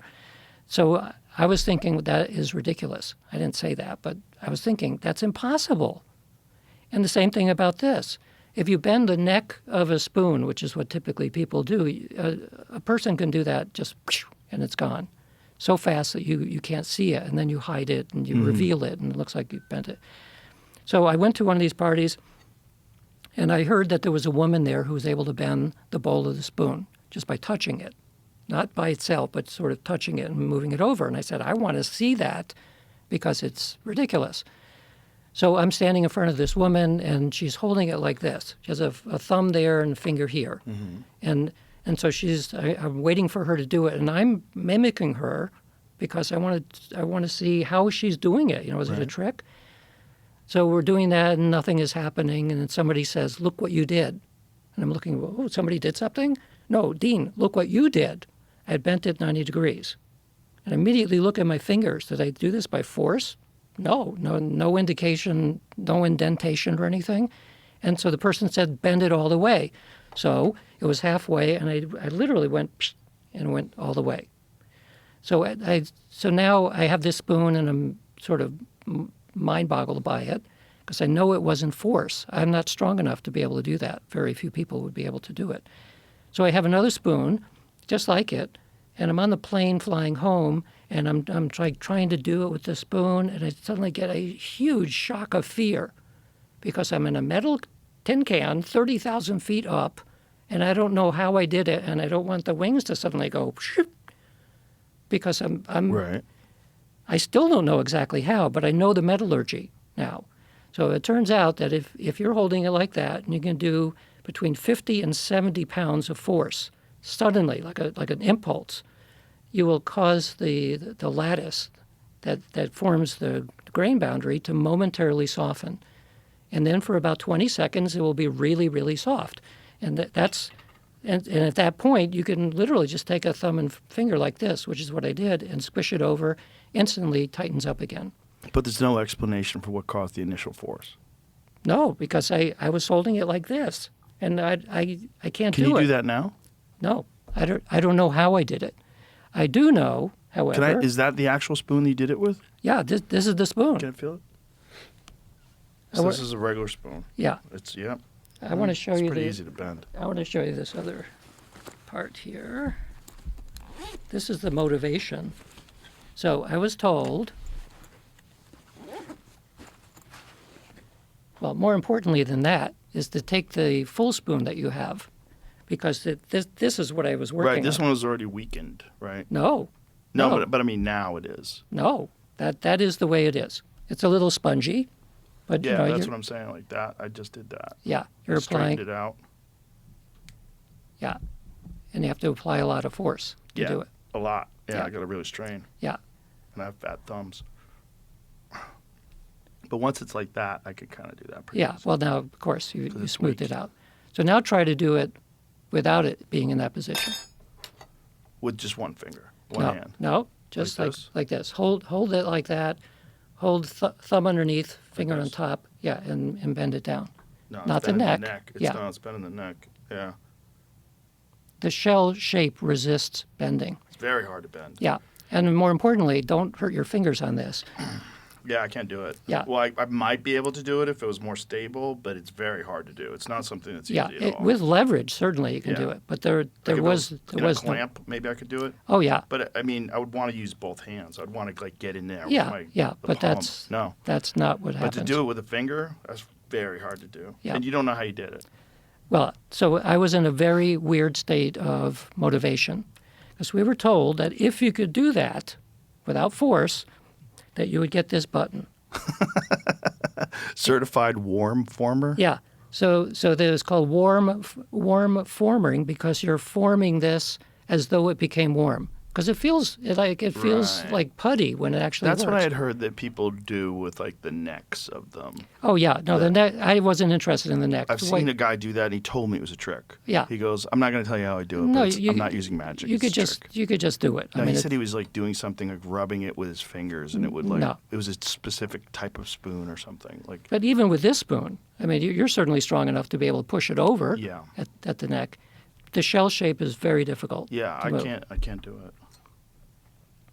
So I was told if I did it, but look, I had to use both hands. Yeah, and you apply leverage, and you're going to feel it tomorrow in your fingers too. Nah, I'll be all right. But yeah, this is that's very hard to do. So if you could do it, you get a button. So the next day, I was giving a talk to this conference. This was held at a conference, and I imagined myself with my suit on with the button. And it was like some kind of weird ego thing where I felt I needed to demonstrate to the people in the audience that I can do this stuff. And it was so strange because I'm not very egotistical and I'm not self-aggrandizing either. But there was something about getting this stupid button that put me in a position where I felt if I don't do this, the universe will end. I mean, that kind of level of obsessiveness. Really? I needed the button. For no reason. Well, because I needed the button. I know, but That- that's kind of crazy. I don't know how to That doesn't seem explain like it. something you would be interested in, knowing you for the brief amount of time that I've known you. Nevertheless, that is the case. That is the strange state I was in, and it's relevant to the idea of how traditional magic is supposed to work. There's a number of factors involved. There's belief and motivation is very important, imagination, and a bunch of other things. So it's very difficult in an experiment to create that level of motivation. This is not something I want. This is something I need. I need this to happen. So I got the button. And the moment I did that and he gave me the button, it all vanished. The whole thing about the need was suddenly, and then everything in the universe was okay again. So that's when you look into how magic works, you build up this sense, and there's two ways of doing it. One is very long-term meditation where you can gain certain skills. And the other one I call screaming at fire. So that the image that evokes, you're screaming at fire. It's that kind of motivation which allows things to unfold that otherwise wouldn't happen. So, this state, have you ever tried to achieve this state again under any other circumstances? Well, yeah, in the airplane, and now I don't do that Yeah, in the well- airplane because I don't know how I did it in the first place. And Right. yeah, I have tried several times since with a quarter-inch aluminum bar. That is the same kind of bar used in aircraft. It's very strong, very stiff. And if you start with it flat, and it doesn't rock at all, and so I was able to make it go so that it rocks a little bit. So it moved at probably a fraction of a millimeter. And using the same kind of thing, but without that crazy motivation because I didn't have a button. Did you film yourself ever doing this? No. No. Has anybody ever filmed themselves doing something like this? There are some films of people doing this. Generally, what you see is it breaking. Like a spoon will break here and it'll go bleep. But again, there was a lot of research on this in the 1970s by metallurgists and physicists. Some became convinced that it's real, and some came convinced that it wasn't real. So there's some kind of energy, some unknown energy that you're transmitting to that spoon. I think what's happening is very similar to what's going on with these micro PK events, micro psychokinetic events, that you're changing probabilistic structure at a very deep level, at the atomic level. And that would actually do it here. If you're able to target like a strip across here, you can momentarily cause the grains to shift. And the fact that you didn't know you did it. I didn't know how he did it. I just know what I wanted to happen. But did you recognize it was happening while it was happening? No, I was too freaked out. That's what I'm saying. That's No. so the state of mind was so peculiar Yeah. that you were doing it without even focusing on the fact that you were doing it. I'm pretty sure if I was being analytical at the time, it would not have happened. That's what's so weird about the whole idea of intuition is that if you try it, if you really think about it too much, then you get fucked by your own perceptions in some way. Like you skew the thing. You start defining it and you can't see it anymore. It's, in a very general sense, it's right versus left brain. So our left brains are analytical. It's what allows us to do this sort of communication. It is maintaining stability about the way that we think the world works. The right brain isn't interested in that stuff at all.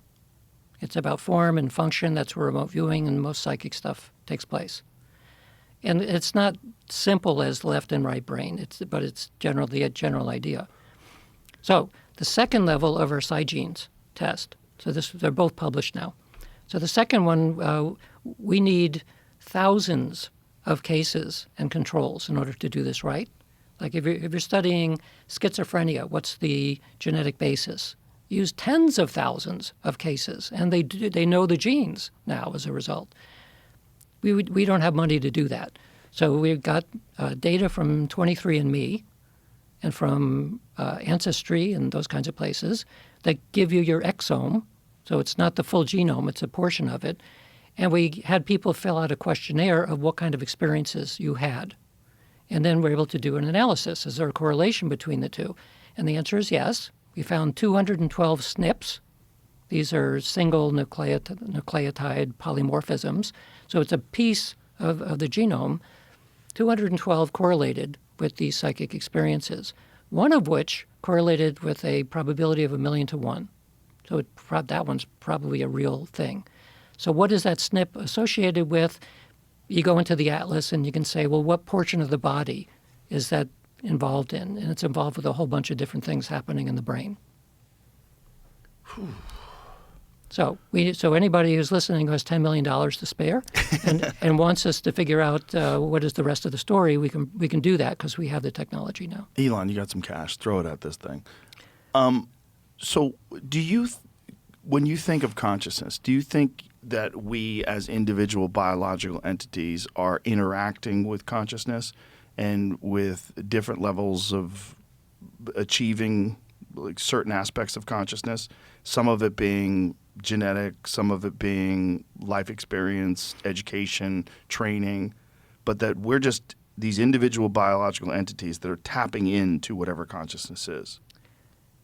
Yes and no, but you see the subtitle, How the Mind Weaves the Fabric of Reality.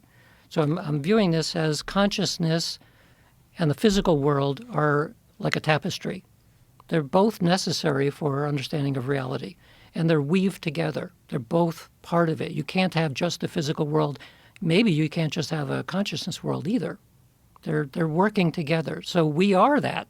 Our physical body, our consciousness are woven together into the form that we currently take. So that is essentially a philosophy called dual aspect monism. It says there's one world of which we don't know what that is, but two things split out of it, mind and matter. But they come out of something that is uniform. It's one thing. So Carl Jung called it the unus mundus, the one world, out of which things split. Well, why does it split? His idea was that it splits because of meaning. So meaning is what caused this mind-matter split. And because they come out of the same place, they're tightly correlated, like two sides of the same coin. But meaning being very subjective, right? Like what is, when Jung you say meaning? Yeah, that's a good question because Jung did not clearly define what he meant by meaning. We sort of know what that means, what meaning means, but it's in that theory at least, or the philosophy, it's not clearly defined. So when you get down to this one thing, that these two things branch off, what is the one thing? It's the one thing that everything comes from. And also, mind and matter are two aspects that split, but there's an infinite number of other aspects that can split out of this one thing. So maybe it splits into other worlds. It splits into other universes. It splits, we don't know how. Splits into aliens. We don't know. That's a lot of we don't know. Yeah. When it That's comes just down to anywhere in science, we don't know. The leading edge, we do not know. And it's largely because science doesn't answer why.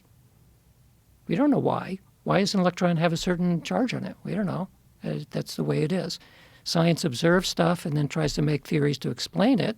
And sometimes we're really good and we can make stuff out of it. But when it comes down to brass tacks, most of the answers are we really don't know. And it gets down to the base of the observable universe. You get to like quantum mechanics and quantum theory and particles being connected, spooky action at a distance. You get to the weird stuff about the quantum world, and particles being in superposition, moving and still at the same time, being connected over vast distances. Like, what? That's magic. Like, whatever the hell that is, that doesn't seem to follow any of the rules of reality that we, like average people, exist in. Yeah, but our average experience is provincial. It's human-centric at human timescales. Yes. And so imagine a few thousand years ago, you'd look up in the dark sky and see a bunch of stars, and a couple of them look kind of fuzzy. Well, you didn't know they were galaxies. Well, you take the James Webb telescope now, and the estimate is at least 3,000 galaxies in the observable universe. So imagine how your cosmology changes between those two.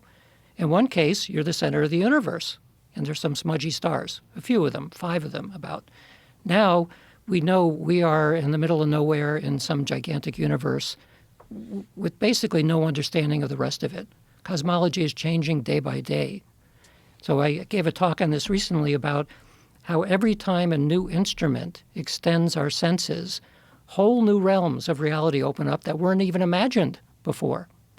So the reason why I'm continuing to be so interested in what is the nature of consciousness, what is the frontier, is because without consciousness, we wouldn't know anything. Quite literally, we wouldn't be aware of anything.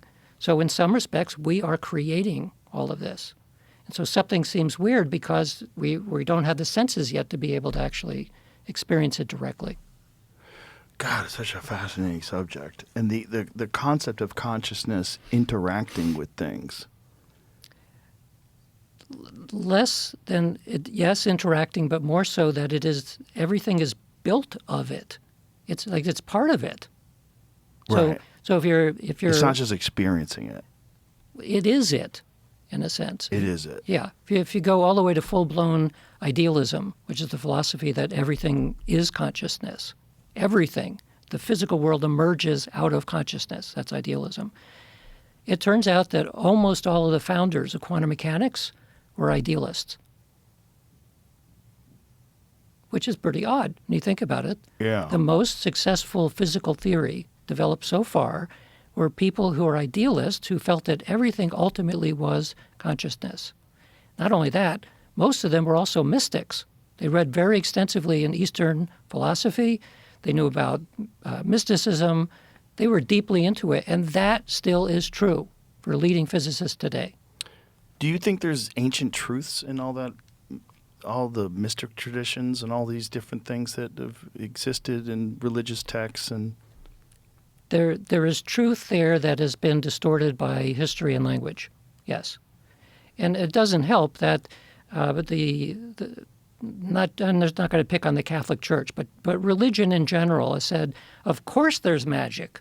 Like everything is magic, supernatural, fill in the blank, but don't pay too much attention to it, which is kind of strange, especially in the spiritual traditions. So I had an opportunity to talk to a famous guru called Sadhguru. And I've I was had him saying, on. okay. So I asked Sadhguru, I'm a scientist and I'm studying psychic phenomena, but within the yogic tradition and virtually every other spiritual tradition, you're told not to do that. Don't pay attention to these psychic things. They're a deflection. So I said, well, am I wasting my time as a scientist? I mean, what do I do then? And also, why do the spiritual traditions say that?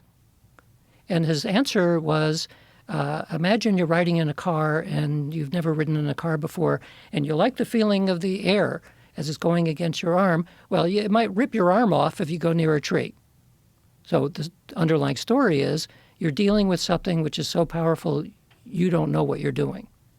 And it's too powerful. So don't do it. To which I was thinking, well, you're saying I shouldn't be doing this, but that only makes me want to do it more because we need to figure out what this stuff is, right? Right.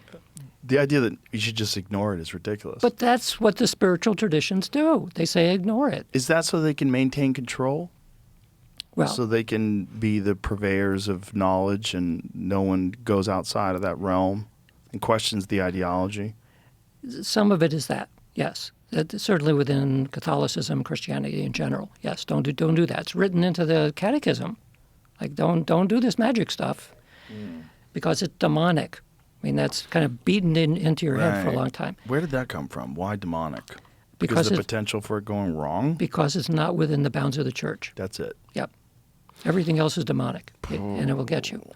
And by the way, there's still a lot of people in our own government and in the military who believe that, and that is one of the reasons why UFOs has been deflected. Oh, J.D. Vance said he thinks they're demons. Yeah. Yeah, I mean, so I can't wait to ask him about that again. The same is true for psychic stuff and UFOs, right? This is demonic. People are like, we shouldn't be doing this. Yeah. So within spiritual traditions, the other reason given is that the power is seductive, and people are too weak. And so if you gain this power by one means or the other, you're going to use it badly. And that probably is true. That's why, at least within the yogic tradition, if you're going through the path where you're eventually going to gain the siddhis, you spend probably the first 3 to 5 years not doing that. You learn how to get your ego in check. And so that turns out to be an extremely important aspect of the yogic training. And the yoga, by the way, has very little or nothing to do with the whole stretching and the maneuvers, all of that. All of the things that we think of as yoga in the West are designed to get you strong enough so you can sit in a lotus position for 8 hours, because that's where the action starts in meditation. It's not the physical side. It is a reality of the human condition that if you give people that kind of power and that kind of influence over others, a large percentage will abuse it. Yeah. Or at least use it for their own personal gain to control people Yep. and to set themselves up as being godlike. So here's what I told Sadhguru. So one of the projects, because of our interest in this psi genes thing, it's going to be a very complicated series of genes and probably intron sequence and so on. But nevertheless, we have the tools. We can do it if we had enough money.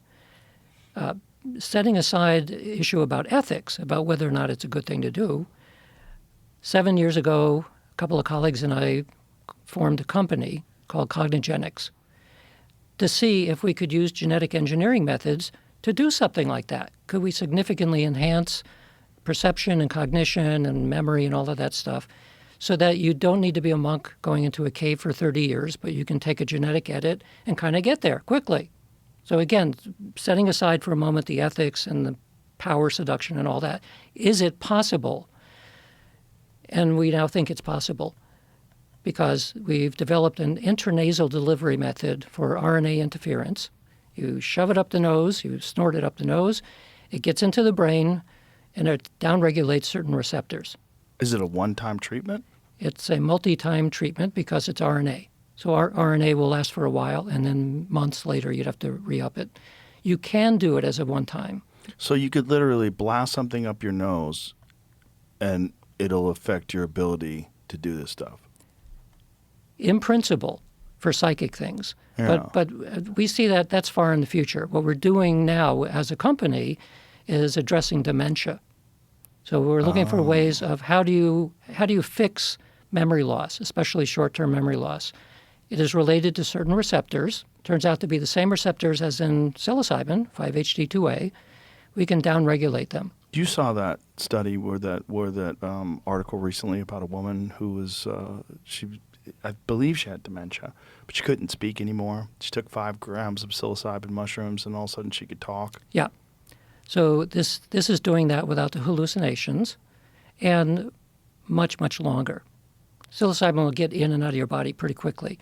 The RNA interference will come up and then stay for about we think a couple of months, and then slowly begin to decline.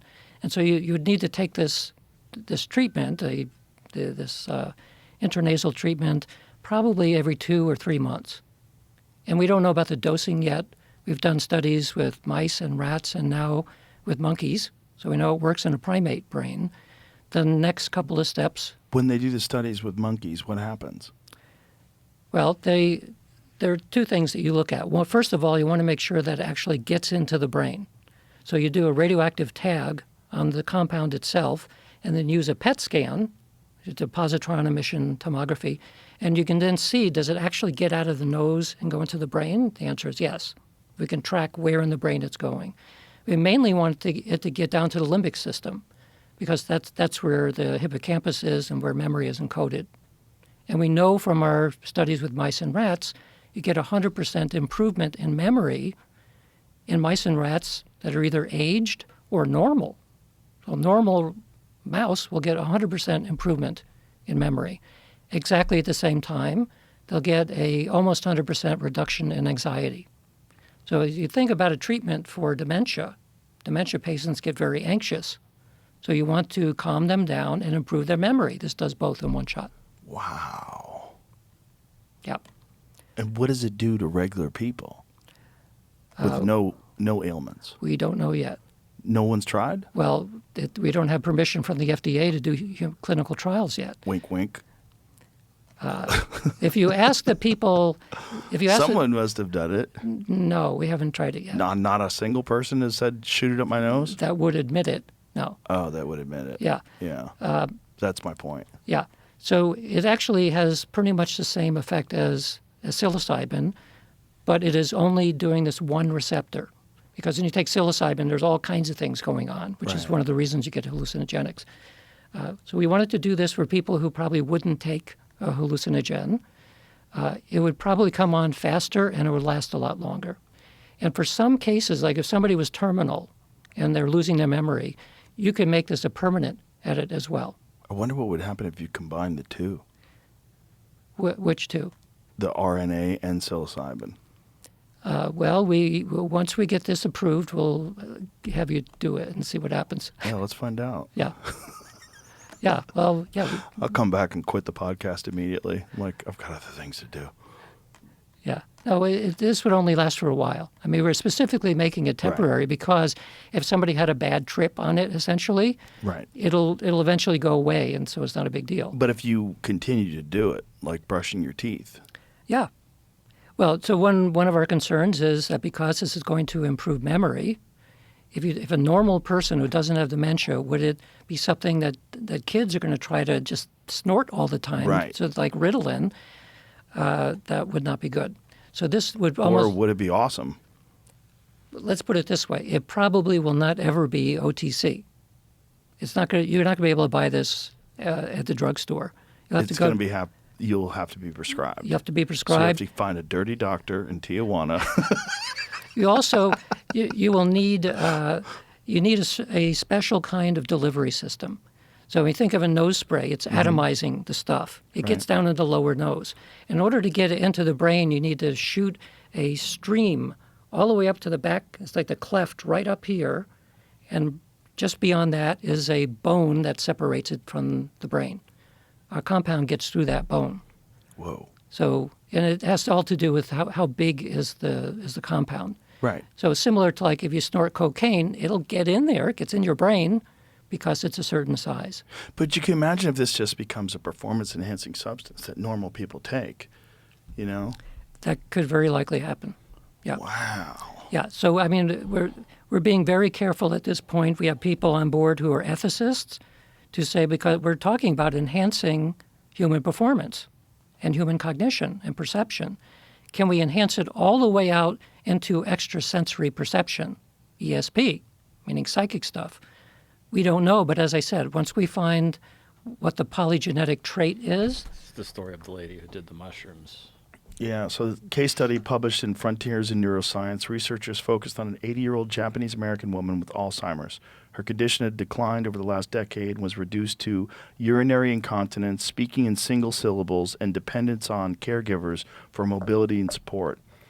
She was then given a 5-gram dose of magic mushrooms. During the initial phase, she was agitated, sweated profusely, and entered a prolonged sleep state that suggested unconsciousness. But around hour 19, she began speaking in full sentences, recalling life events she had been unable to articulate for years. In the days and weeks that followed, more incredible changes emerged. She regained urinary continence even in the evenings and began dressing herself. She was able to make and maintain eye contact, remember social interactions, emotionally respond to others, and hold lucid conversations. Right. And that's one dose. Yeah. So what happens when you take this? When you take psilocybin, the first effect is that it is a 5-HT2A agonist. It means it's souping up that particular receptor.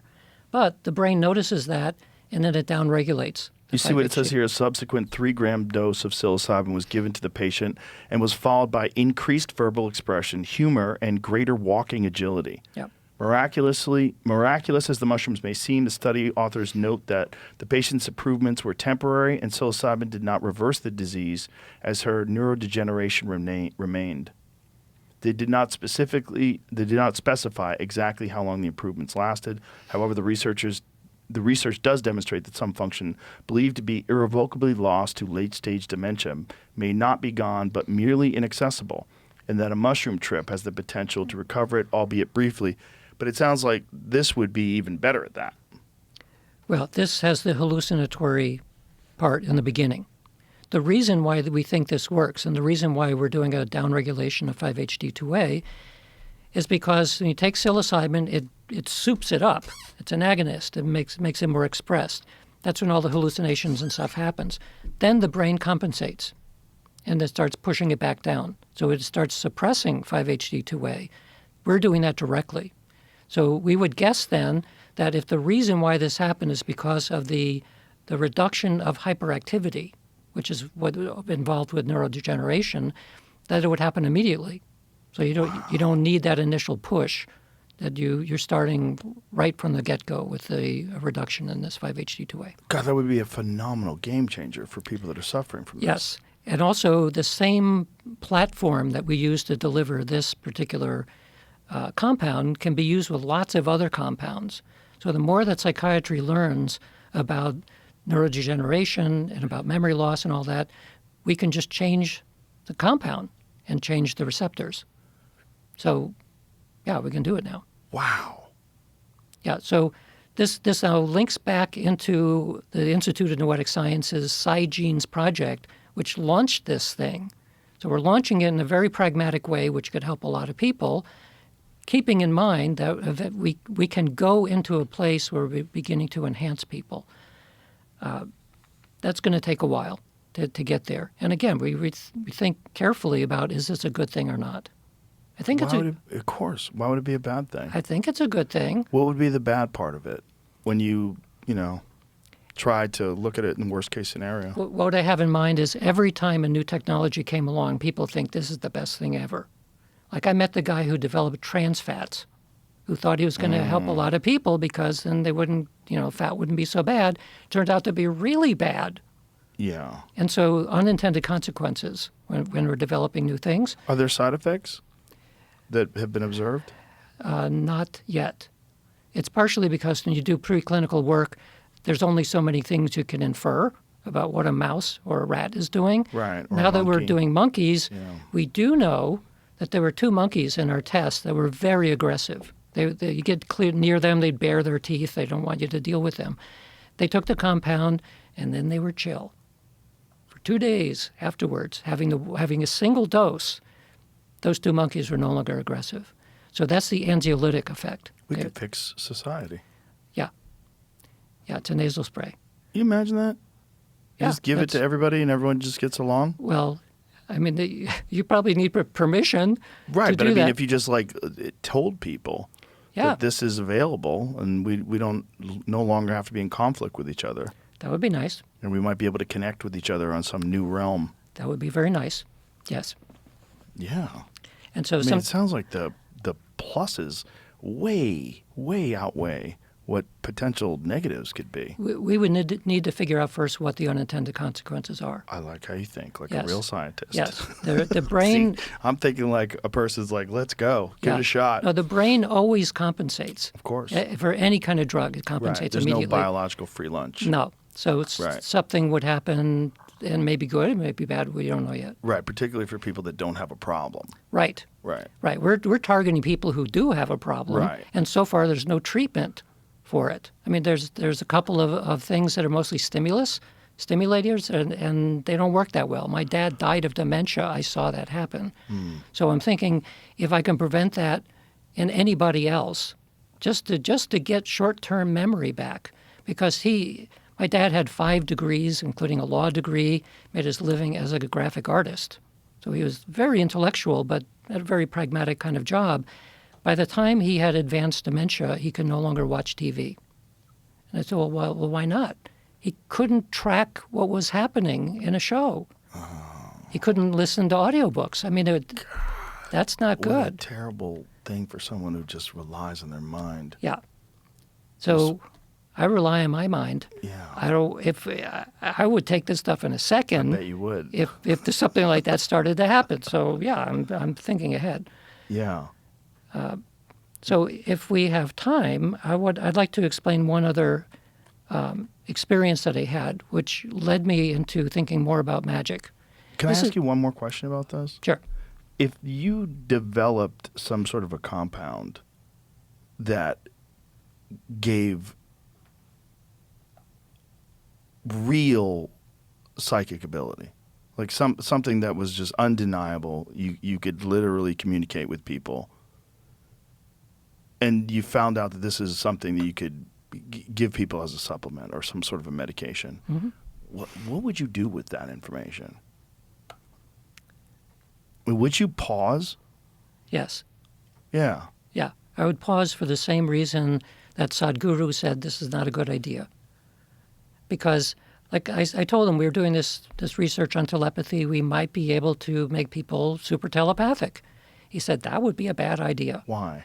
Because we normally think of being telepathic as receiving other people's thoughts. But it's actually a two-way street. You can then inject thoughts Right. and control people.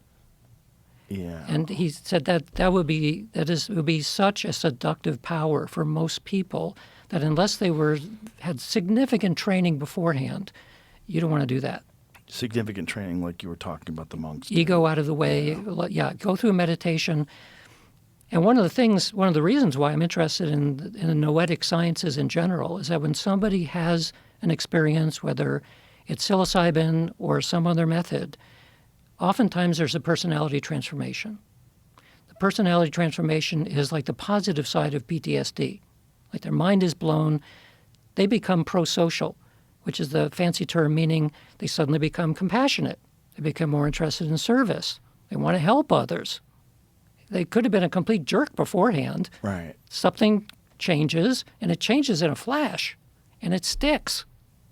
Well, we probably ought to understand why that happens. What is it about simply getting a larger picture of who and what we are and what the nature of the universe is? That becomes really, really important to understand. So we know what happens, we don't know why it happens. Well, that's one of the most fascinating aspects of the psychedelic experience is the ego death, right? Right, yeah. And so, So it's also like you would have to have the two of them together. If you had ego death induced by psychedelics along with some sort of supplemental medication that allowed you to achieve like legitimate psychic ability.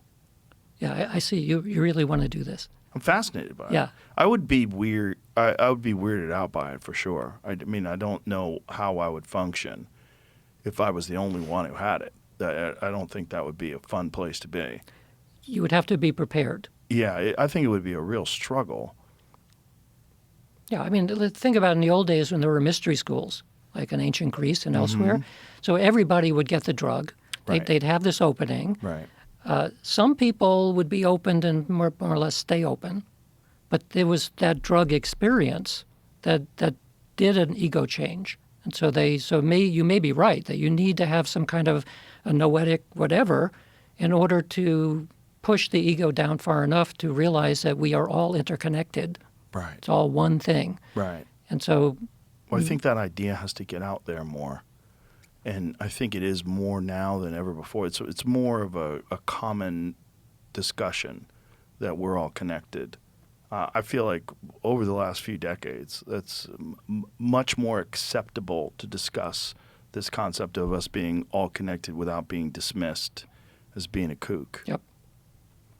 Yeah. So this, which is part of the whole thing of like, if you don't believe it, if you're completely skeptical, you're blocking it, right? And then we have to kind of understand that there's real evidence that we are all connected, and this biological being that we live in, that is, millions and millions of years of evolution have led us to this position. And over the last, 20,000 years, it's filled with barbaric acts and tribalism. Like, all this stuff is encoded in us, and we have to figure out how to squash that and how to move past it, move into whatever the next stage of the human experience is. Yeah, we had better do that. And it better involve ego death. It can't just be the psychic ability, because then you're just going to have manipulative psychopaths that have the ability that other people don't. And Right. of course, all these crazy people that want to control the world, and they're going to be the ones that first have access to it. Yeah, and I think it's not exactly ego death. It's not a Right. complete, right? You still need some ego because Right. we're embodied systems. We need to operate Yeah, in it's the a world. bad term. It's more like a recognition of, like you teach a kid, you're really, really angry. That doesn't mean you need to act on it. Right. You recognize it. And like mindful meditation, you're learning that you can go. Control of the ego is a better term. Recognition of it and control, Yeah, an understanding of it. Yeah. And having like legitimate methods that you use to keep it in check. Right. Yeah, but it's also like in sort of encoding in people the discipline to be able to do that, because that's also involved in controlling the ego. Right. But having that, and where it seems like if all these things come to pass and this technology emerges and this research continues to bear fruit, you're looking at the potential for a completely different way of human beings interacting with each other. Right. Completely different paradigm. Like society moves into a totally different realm. Right. Not everybody are interested in that. Right. So A lot of people are very uninterested in that, in Yeah, fact, and and it would fuck with their business. actively not Yeah. interested. Right, Like we don't want that. Right. And we don't want you to have it either. Well, that's a fear. That's a fear that, like, if you had some real breakthroughs that were somehow or another going to be a problem for powers that be. Yeah. That's a problem. Like when you hear about these scientists that are all involved with the UAP story wind up dead or disappearing. Yeah. And people say, well, statistically, this can't be a coincidence. This is a little too weird. It's gotten to some weird number where you're going, we have to look at this. Yeah. So you hear the actual White House is now talking about it. Like, we have to look into this. So the way I keep myself safe and our other colleagues, we publish everything we do. Right? It's all public domain, so we're not doing anything that's secret. Right. The long-term consequences most people don't think about at all. So that too. I mean, there are all kinds of technologies that are being developed that may have bad consequences in the future. Mm-hmm. Not that many people, except maybe professional ethicists, are thinking about, is this a good thing or not? Well, just imagine a world where something comes along like, for lack of a better example, let's use GLP-1s, right? GLP-1s, nobody heard about Ozempic and Wegovy just a decade ago, right? Now, all of a sudden, it's a multi-trillion-dollar industry. It's gigantic. There's something like 39 million Americans are on these GLP-1 drugs. Imagine if something comes along that is beneficial, I'm sure it's beneficial to obese people, but beneficial in a cognitive way for people. That you have real science actually achieves a result. This result becomes a supplement, and it becomes something widely used and spread.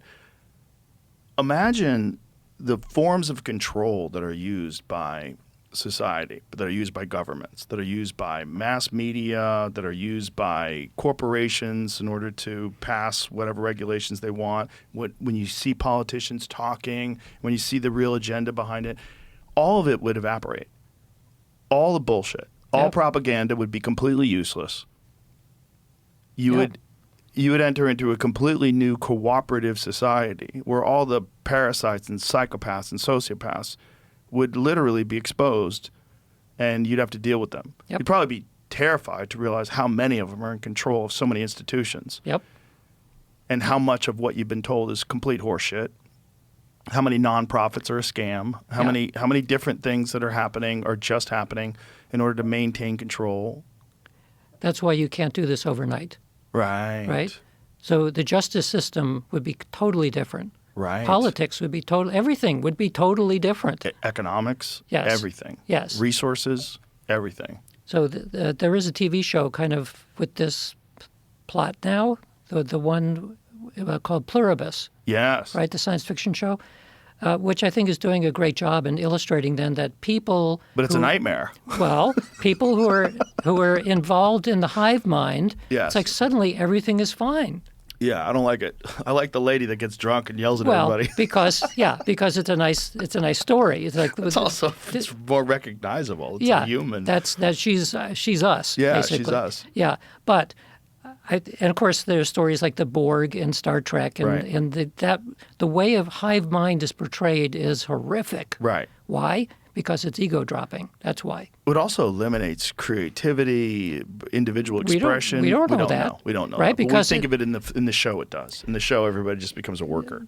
No, in Pluribus. No, they're not a worker, but I mean they're all connected. They're all like Yeah, they but have that a means task. everybody can have the skill of a surgeon.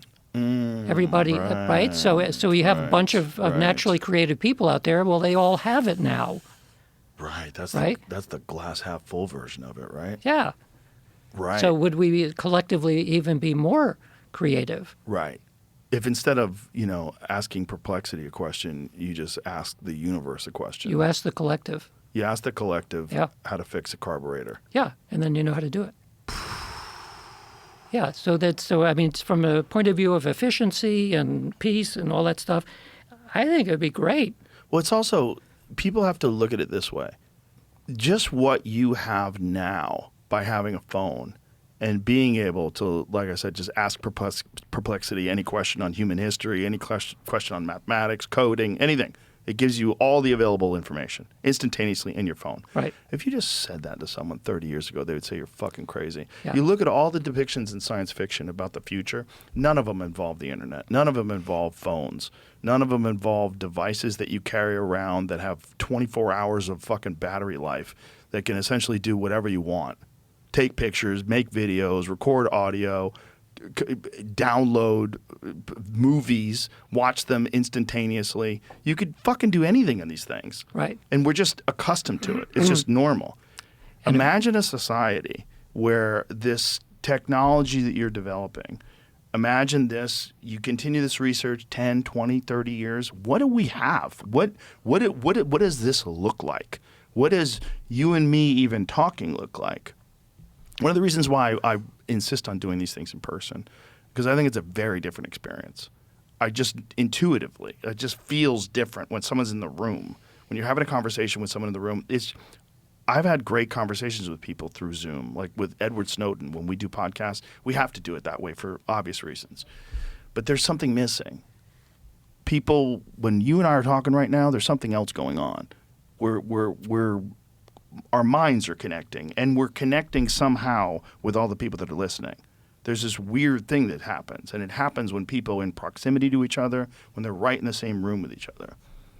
There's something to that. Right. So now think of the downside, the compensation for having phones everywhere. Oh, yeah. So you talk to teachers about it, and they are running scared. Sure. Right? Kids don't know how to Right. write anything anymore. No attention span. And not only that, if you start relying on Perplexity or any other kind of AI, you're in serious trouble because Right. those things are not perfect. Right. Right. And- they have hallucinations. Yeah, They give they're- you bad information. Right. I'm sure you saw this. There was a gentleman who was recently, he was a lawyer involved in a case, and he was citing these. Oh, yeah. You know that story? Yeah, So yeah. he's citing various cases that just didn't exist. Yep. And he had gotten them from AI. Yeah. And It probably looked structurally correct, except it Right. wasn't actually real. he thought he had it. Like, Yeah. beautiful. I got this case wrapped up. And the judge was like, none of these things you're saying Yeah. have happened. They're not true. That's some other world. Bizarre. Right? Well, Yeah. hopefully that'll get ironed out. Right? Yeah. But the point is, you're relying now on the device to do all the thinking for you. Yeah. And you're not absorbing much of that information. You're Right. not absorbing it the same way. I can say as a scientist that AI is making my job much, much, much easier. So I use Claude Code a lot. We use it also in our genetic research. It is making things more efficient because basically for coding up until things like Claude Code, it took a lot of skill and time to be able to write something that did what you wanted to do. But you're already a disciplined thinker. You're not a developing mind. Well, not only that, but when I ask AI to help me write something, I immediately see all kinds of things that it doesn't know. I say, well, where did you even get that information? It basically responds, well, I scraped it off of the entire internet. Well, you didn't scrape very well because, did you look at this and did you look at this and that? And it comes back immediately and says, oh, I apologize. I didn't look at that part. Because the algorithms are designed to work fast. Right. And so it'll pull like the surface off, and usually that's okay. It could be a troll Reddit post where someone's just fucking around. Who and they- knows what it is? Yeah, It's like right. half of Wikipedia is written Right. by teenagers. Right. So, yeah, so you need to already have a knowledge base so that you can challenge what it's telling you because sometimes it's completely off. Right. Well, this is in the beginning stages of this application, right? If you think about the beginning stages of the printing press, most of the books were like how to spot witches. Yeah, it's true. So one hopes that things will, well, of course, the danger at this point is the AI is going to eventually write itself. Right. And it's already getting to that point. Right. And then we completely lose what's going on. We have no idea. Right. That gets weird. Yeah. Yeah. That was already true with the development of neural networks. So I was using neural networks back in the 80s when the idea first came up. And so you would learn that this is related to that. And I would do it through the neural network training. And then you say, well, what did you learn? You couldn't figure it out because you have all of these weights and nodes inside the network that were encoding the information, but you couldn't then extract out from it to say, well, how did you learn this? It couldn't even tell you how it learned it, but it did, and it learned it really well. So that's a lot of that is going on in the AI world too, that it's learning things really, really well, but it's too complex for us to understand. Right. But do you think that if you emphasize disciplined thinking and teach people specifically how to think and how to learn and how to do for themselves, that they could then expand upon that knowledge with AI instead of using it as a crutch? Yes. Yes. Yes. Is that happening? I haven't seen that yet. Well, I haven't seen it either, but one of the things that gives me pause is the popularity of long-form conversations like this. Because we have this concept about today and about human beings in general that we're losing our attention span. But yet, what's one of the most popular mediums? It's long-form podcasts. Yeah. Right? Because I think there is still a hunger from a lot of people. And whether it's people that grew up at a different time where they did learn how to think and now they're missing it and then they could find it in long-form conversations, or whether it's just always going to be something that some people intuitively gravitate towards because they need more stimulation than they're getting from these simple TikTok videos and Instagram reels. Yeah. And I think there's like we have this generalization about the perceptions of people, and they're oh, we've lost all of our ability to concentrate. Like we don't care. Everyone has a short attention span. I don't think everyone. I think a lot of people, because it's easy. All right, if you leave junk food in front of a lot of people, they will eat it. And if you leave healthy food in front of disciplined people, they will say, I don't want the junk food. I'm going to have the eggs and I'm going to eat healthy. I'm going to take vitamins. I'm going to do what I'm supposed to do because I know the benefits of it because I'm a thinking person. Right. You You may still want the junk food. Right. But you're able to override Yes. that. You'll Yeah. be able to disciplined thinking, right? Yeah. So I think maybe education will move into a realm of being able to understand your own personal psychology, being able to understand the value of discipline and the value of having a structure to the way you think and being able to apply those things, and then also recognizing that whatever this AI is doing is just giving you information. It doesn't make you smarter. It's not giving you more knowledge. It's just giving you data. And you have to then learn how to assimilate that data in an actionable way where you could use it in life. Right. And we could teach people how to do that maybe. I hope so. And, yeah, I mean, it seems possible. But again, it's like every single technology that comes around. When television came around, people were terrified that people were just going to stare at the TV all day.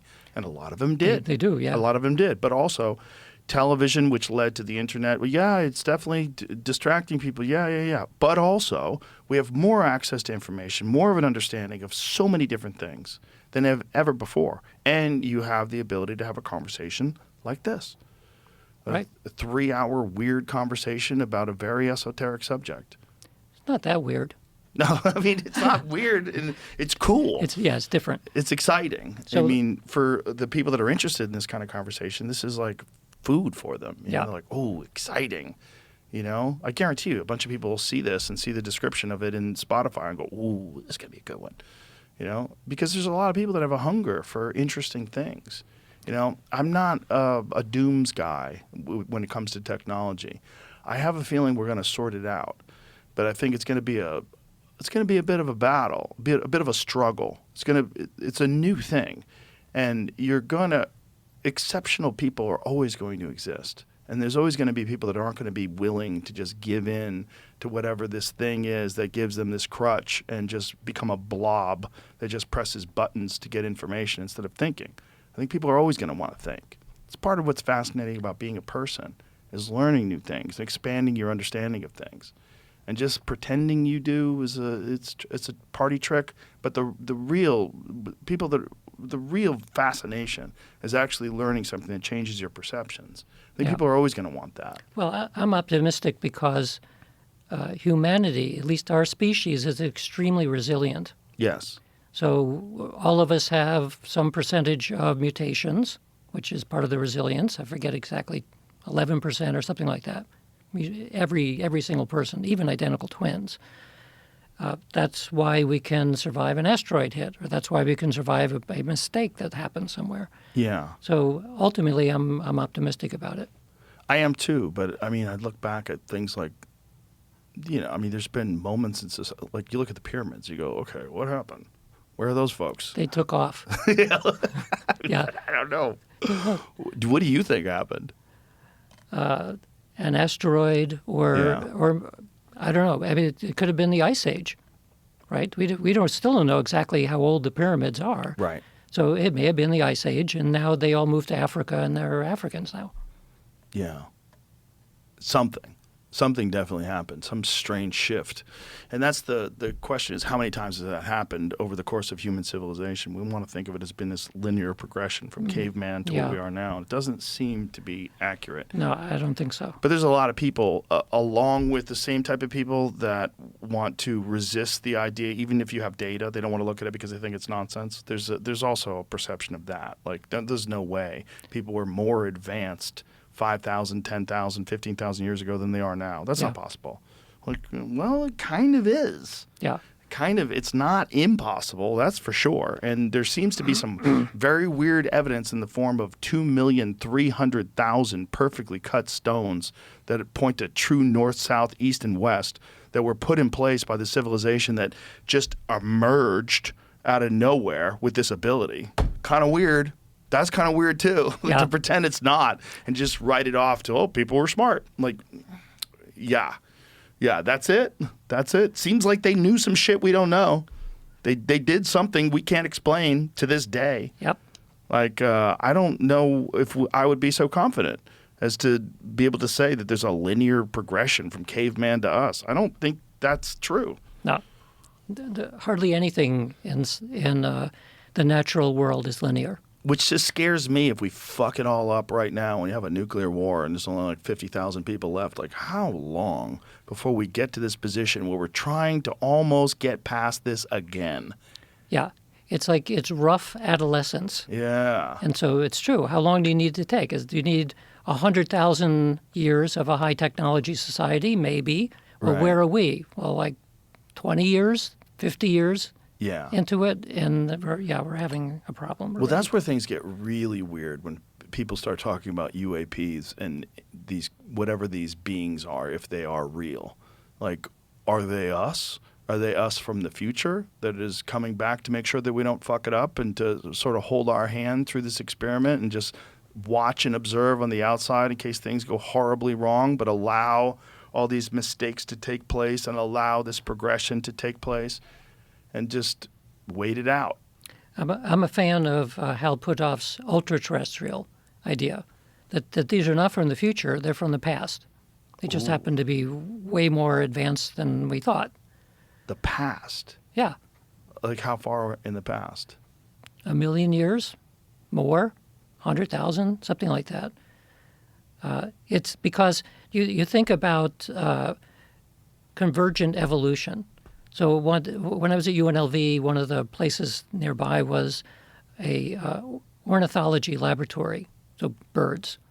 So I went to the museum and I said, "Oh, these are very nice penguins here." And the director said, "Those aren't penguins." "Well, what is that? It looks exactly like a penguin." "No, those are auks." So there's different birds from the North Pole and the South Pole because of convergent evolution were shaped to be like this bird. And so, I mean, they looked absolutely identical to me because I don't know that much about penguins anyway. But I said, "It looks like a penguin. It's not a penguin. It They is not." evolved independently in the North and Yes. South. Wow. And so, why is it that the aliens that we That's not a penguin? it's probably an auk? That's crazy. I know, it's crazy. That's crazy. Yeah. So we had one of those and had a penguin next to each other in the museum, and I thought, well, what is that? Wow. So a lot of these aliens that people talk about are basically like humans. Auks can fly and swim, and they're smaller. Yeah. Wow. But they're so similar. Even the color. Yeah, the color, the shape. The color is crazy. Like, what is the benefit of the whole thing is very odd. So why do we have so-called Nordic aliens that look a lot like people in Scandinavia? Right.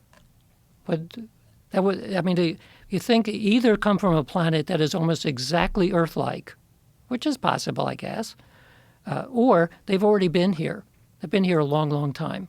And the same for many of the other aliens that people talk about. They're humanoid. Right. Well, humanoid is shaped for evolution to be in a certain place.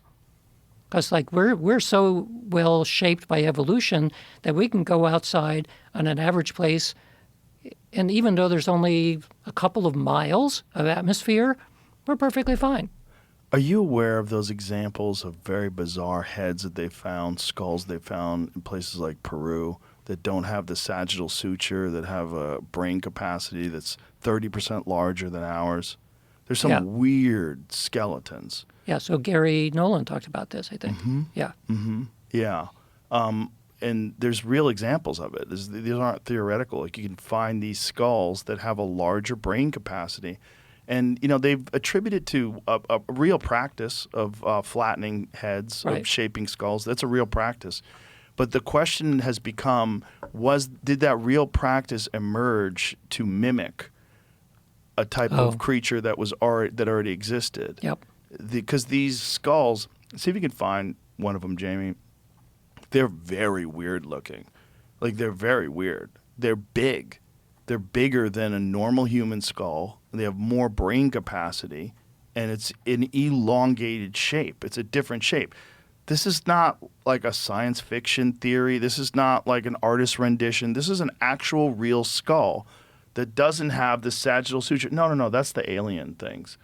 That's those monstrat. That's that thing that a lot of people think is a fraud. That's the skulls they were talking about, no? Yeah. But there's actually elongated skulls that they found. Just don't pull in tridactyl mummy. I'm gonna erase it. Just put in elongated skull, no sagittal suture. There you go. Like that. That one right there. Like, what the fuck is that? That does not look like a person. That is a real skull. Yeah, so some of that is shaping, Sure. right? Some of it. Some of these are, but the ones without the sagittal suture are really weird. Yeah. because that's a thing that all human babies have, because as your brain grows and your head grows, your brain, your skull is kind of malleable. Mm-hmm. That doesn't have it. And some of these that they found actually have more brain capacity. So the shaping of it wouldn't change the brain capacity. So some of them do have that sagittal crest, that sagittal suture. Some of them don't. And that one that you showed up there, I hope that's not AI. That one doesn't. And I think that's real. Could just be hard to see. Could be. Could be, but it's been described by people who have examined them as being different. There's also the positioning of where it connects with the spine is different. Oh, Sarah, that goes right there. Where the spinal column enters the bottom of the skull is very much further back than normal. A genetic adaptation or a different kind of person. Yeah. A different kind of person that coexisted. Like, look at that one right there, Jamie, that you have your cursor on. Click on that. That's crazy. Like, that is really crazy. That's a replica. Yeah. Wild looking. But That's a replica. So what's the real one? The real one is the one that you showed that has Instagram on it. That's a real one. That is kind of bananas. Yeah. And if that's not done through forming of the skull and pushing the skull into the new shape, what is it? And were they doing that because they were trying to mimic something that was superior to them? And that's where it gets weird. Like that, those real elongated skulls, Inca Museum up there, right above your cursor. Yeah, to the left, right there. That's crazy looking, man. That's really crazy looking. And again, that one doesn't seem to have that sagittal suture. Neither does that one down there that says 118. They're fucking strange. So if that was an actual different kind of human being that existed along with us, God, that explains a lot. well, they're not here anymore. Right. And unless they're ultra-terrestrials and they're living in the bottom of the ocean. Right. I don't know about that, but if that's them, who knows? I mean, you could get to a point where a civilization becomes so advanced that the biological entities aren't necessary anymore, and then that would explain why they could exist at the bottom of the ocean, why they could exist with no oxygen, why they no longer become dependent upon their environment to survive. They might have creative environments. Right. Like the movie. There was a movie. I forget the name now. What was the premise? It was that there's a ship and there's like a missing submarine, and so they dive down to it, but then they see lights coming up. Oh, The Abyss? Yes. Yeah, that was a great movie. Yeah. That was a good one. Yeah. Well, there's always been stories about. I mean, Tim Burchett, the congressman, came on this podcast and was talking about how there's 5 different locations in the deep ocean that they're aware of activity, that things have happened there. They continue to happen. But if you were going to study Earth, if you had to be like local, like where would you go? I mean, if you can come here from another dimension, another galaxy, or wherever you're coming from, you'd probably go in the ocean. You'd have they've observed these transmedium crafts that are able to fly and go into the water. Isn't that auk thing? Isn't that kind of transmedium? It flies, it swims. Yeah. It could be an alien. It's an alien form of a penguin. But it just, at a certain point in time, you would imagine if we could get far more advanced than we are now, and we found out about a society that is at a stage where we are currently, for sure we would go visit. For sure we would observe. And we would also probably try to stop nuclear war. It is an interesting question because the prime directive in Star Trek is you don't mess with them. Right. Right? But they always do. Yeah. Yeah. Well, Star Trek they didn't even have the internet. They had walkie-talkies. Kirk out. Remember? No, well, they had that thing? no, they had the communicator thing. So oh, we don't you're know. talking about the next generation. Yeah, we don't know how that worked. But, yeah, I'm talking about the original. Yeah, no, the original is pretty good though. Really good. Yeah. Especially when you think about it, was like the 60s when Yeah. it came out. Yep. Yeah. Yeah. So part of my personal mission was to make Star Trek real. That's like it's Including beaming people up? no, it's like the Vulcan, the most rational creature on there was the one who could do the mind meld. Yes. That's why I was thinking, okay, an advanced species, this stuff is taken for granted. Right. That's where my vision is seeing. Yeah, and so that advanced species may be us, Might need a little evolutionary push with genetics, but yeah, we could do that too. So in this concept of the ultra-terrestrial, that these things have come from the past, like how are they here? They've always been here. They've always been here. Yeah. So they just exist, but they exist in a different way? Well, so imagine, even given current technology, if there was another ice age coming, and we may have 1,000 years to prepare. Would we be smart enough to do that? I don't know. Could we do it? Yes, we probably could. Boy. Yeah, and then so another 1,000 years passes, and you're below ground somewhere, and then there are the cavemen who are beginning. Well, do we interact with them or not? Well, it's an interesting question. Like we don't want to get involved in all that mess because we Sort of like how we don't visit North Sentinel Island. Maybe. You know, like Yeah. those people that live the Yeah. uncontacted tribe. Yeah, Yeah. it's like You're literally not allowed to go there. let them develop the way they shall develop. Yeah, Wow.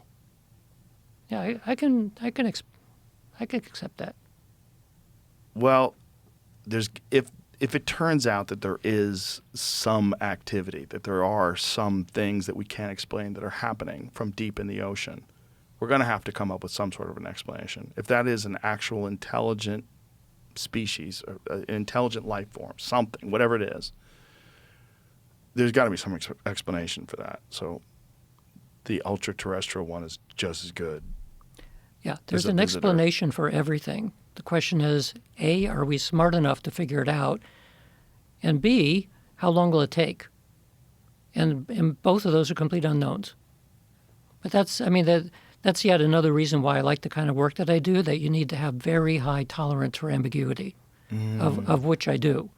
Like I'm okay with not knowing a lot of basically everything. I know enough to be able to be dangerous, but otherwise I don't mind that I don't know. Well, I'm very thankful that people like you are out there, because if you weren't out there doing this work and you weren't out there expanding on this, I mean, it's really fascinating when if something like this does emerge, it would change the human race. And think about the small amount of people that are involved in this research. Tiny. It's kind of crazy. Yeah. It's a huge responsibility you have in a lot of ways. Well, fortunately, I also enjoy it. So I'm having fun while I'm doing this, because otherwise I think I would have chosen some other door. I mean, I had plenty of opportunities to work with golden handcuffs somewhere, but I get bored easily, and this is the one area where I have never gotten bored. Well, I'm very thankful. Thank you for being here too, and tell everybody where they can get. Did you do an audio version of this book? I have an actor do it because I don't want anybody to have to suffer with 12 hours of my voice, because it won't last that long. Yeah. So there's an actor that does it who's very, very good. And so, yeah, there's one other story I want to say in this, that's in the book. So this is a synchronicity, which again gave me the idea that we don't know the limits of what we're dealing with, which is important. So I had mentioned that after Interval, we started a nonprofit. This was called Boundary Institute. It was in Silicon Valley. We found an office park in Los Altos, which is just outside of Silicon Valley. And so we found a space, like we liked it. We decided to get that. So that's where our new place would be. So I were close enough to where I lived, so I was able to walk to work. I always walked a certain way. One day I decided to walk a different way. And I go past another office called PsyQuest Inc., PSI Quest Inc. And I thought, that's an interesting coincidence, because we're doing psi research, and now we have PsyQuest Inc. We thought it was Personnel Services Incorporated something. We didn't know what it was. We thought that was funny. About 3 weeks go by, and I decide to walk a different way to work. I'm going through this office place different ways. And I notice that right next to our office is something with a tiny little sign that says PsyQuest Labs. And so now we're thinking, what does a personnel services thing need with a laboratory? So I look through the mini blinds, there's nobody in there. So now I'm determined to find out, what are you guys doing? So every day over the next couple of weeks, I go past that place, I knock on the door, I'm looking through the blinds, there's nobody there. Finally, one day I see somebody in there, knock on the door, and I'm going to say, hello, my name is. The door opens, the guy's jaw drops before I could say my name, and he says, Dean Radin? And then now I'm thinking, well, I have never seen you before. I don't know who you are. How do you know who I am? So he says his name, and I said, well, what are you doing here? I'm doing what you're doing. What do you think we're doing? Cyber search, parapsychology, like what you're doing. So I had to sit down at that point because we knew everybody in the world who's doing this. There's only like 40 of us around the world in maybe 5 or 6 different locations. Here is a psi research laboratory in Silicon Valley that no one has ever heard about before. And so I said, well, how did you know who I was? Even if you knew, we had nothing in our door that said it was cyber search. It said Boundary Institute. He said, I was looking to contact you because I want you to be on my board of directors, but I didn't know where you were, and I didn't know how to contact you. So I opened the door, and there I am. So I said, well, what were you doing? He was doing an exercise called Yoga Nidra, which is the yoga of sleep. But there's a magical element to it as well. So over a course of 24 hours, for 3 hours he was awake, 3 hours he sleeps, back and forth over the course of 24 hours. While awake, he's picturing that I show up. And so I opened the door, and that's why his jaw dropped, because at that point he was awake, he was walking around, but I showed up, and he was trying to make me show up. So in a sense, he manifested me. Now, I think I have free will. Like we freely chose that office next door. I freely went to the door. I freely did everything, but apparently was being pulled by him. So, well, that was strange. And so I said, well, so how are you doing this? What are you doing?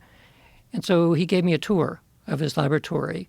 That's when my jaw dropped, because what I had been doing, adjacent wall next to his, without knowing what's going over there, on a whiteboard, I was drawing a special kind of chair that we wanted in a special shielded room and equipment and everything on the whiteboard. That's what he had. The other side of that wall is what he had in his laboratory. Whoa. Yeah. So it's like a 4-part synchronicity where I was drawing to me what I wanted. I didn't know it was the other side of the wall, but I was drawing it into existence. He was at the same time drawing me. So we had the same intentions, draw each other essentially, and we literally got pulled into the same location at the same time. That's incredible. Yeah. So it was so incredible that I told the other guys in our institute, and in a sense they understood what was happening because they saw the same laboratory and stuff. After a while, we never talked about it again. But I mean, it was so bizarre that, and so magical in a sense that we all thought we were doing things of our own free will, but apparently not. So I started looking into Yoga Nidra, the magical side of it. It's all about intention. It's focused intention in a non-ordinary state, and it is literally a magical practice out of the yogic tradition. So yeah, another reason why I'm writing about the science of magic, the real magic, and showing how a lot of the science that we know now actually overlaps. Wow. It's not at the level of what you would get in Harry Potter, but nevertheless, a lot of it is real. Thank you for telling that story. That's awesome. Thank you for being here, too. This was Welcome. really exciting. I really enjoyed it Good. very much. Thank you. So the book, The Science of Magic, Yep. Available everywhere. Thank you. Yep. Is this for me? Yep. Oh, I got a copy. All right. Thank you very much. This is really, really, really fun. Thank you. Let's do it again. I'm excited to hear where you go with this stuff. Okay. All right. Maybe next time I'll bring that nose spray. Let's do it. Bring it. All right. Thank you. Bye, everybody.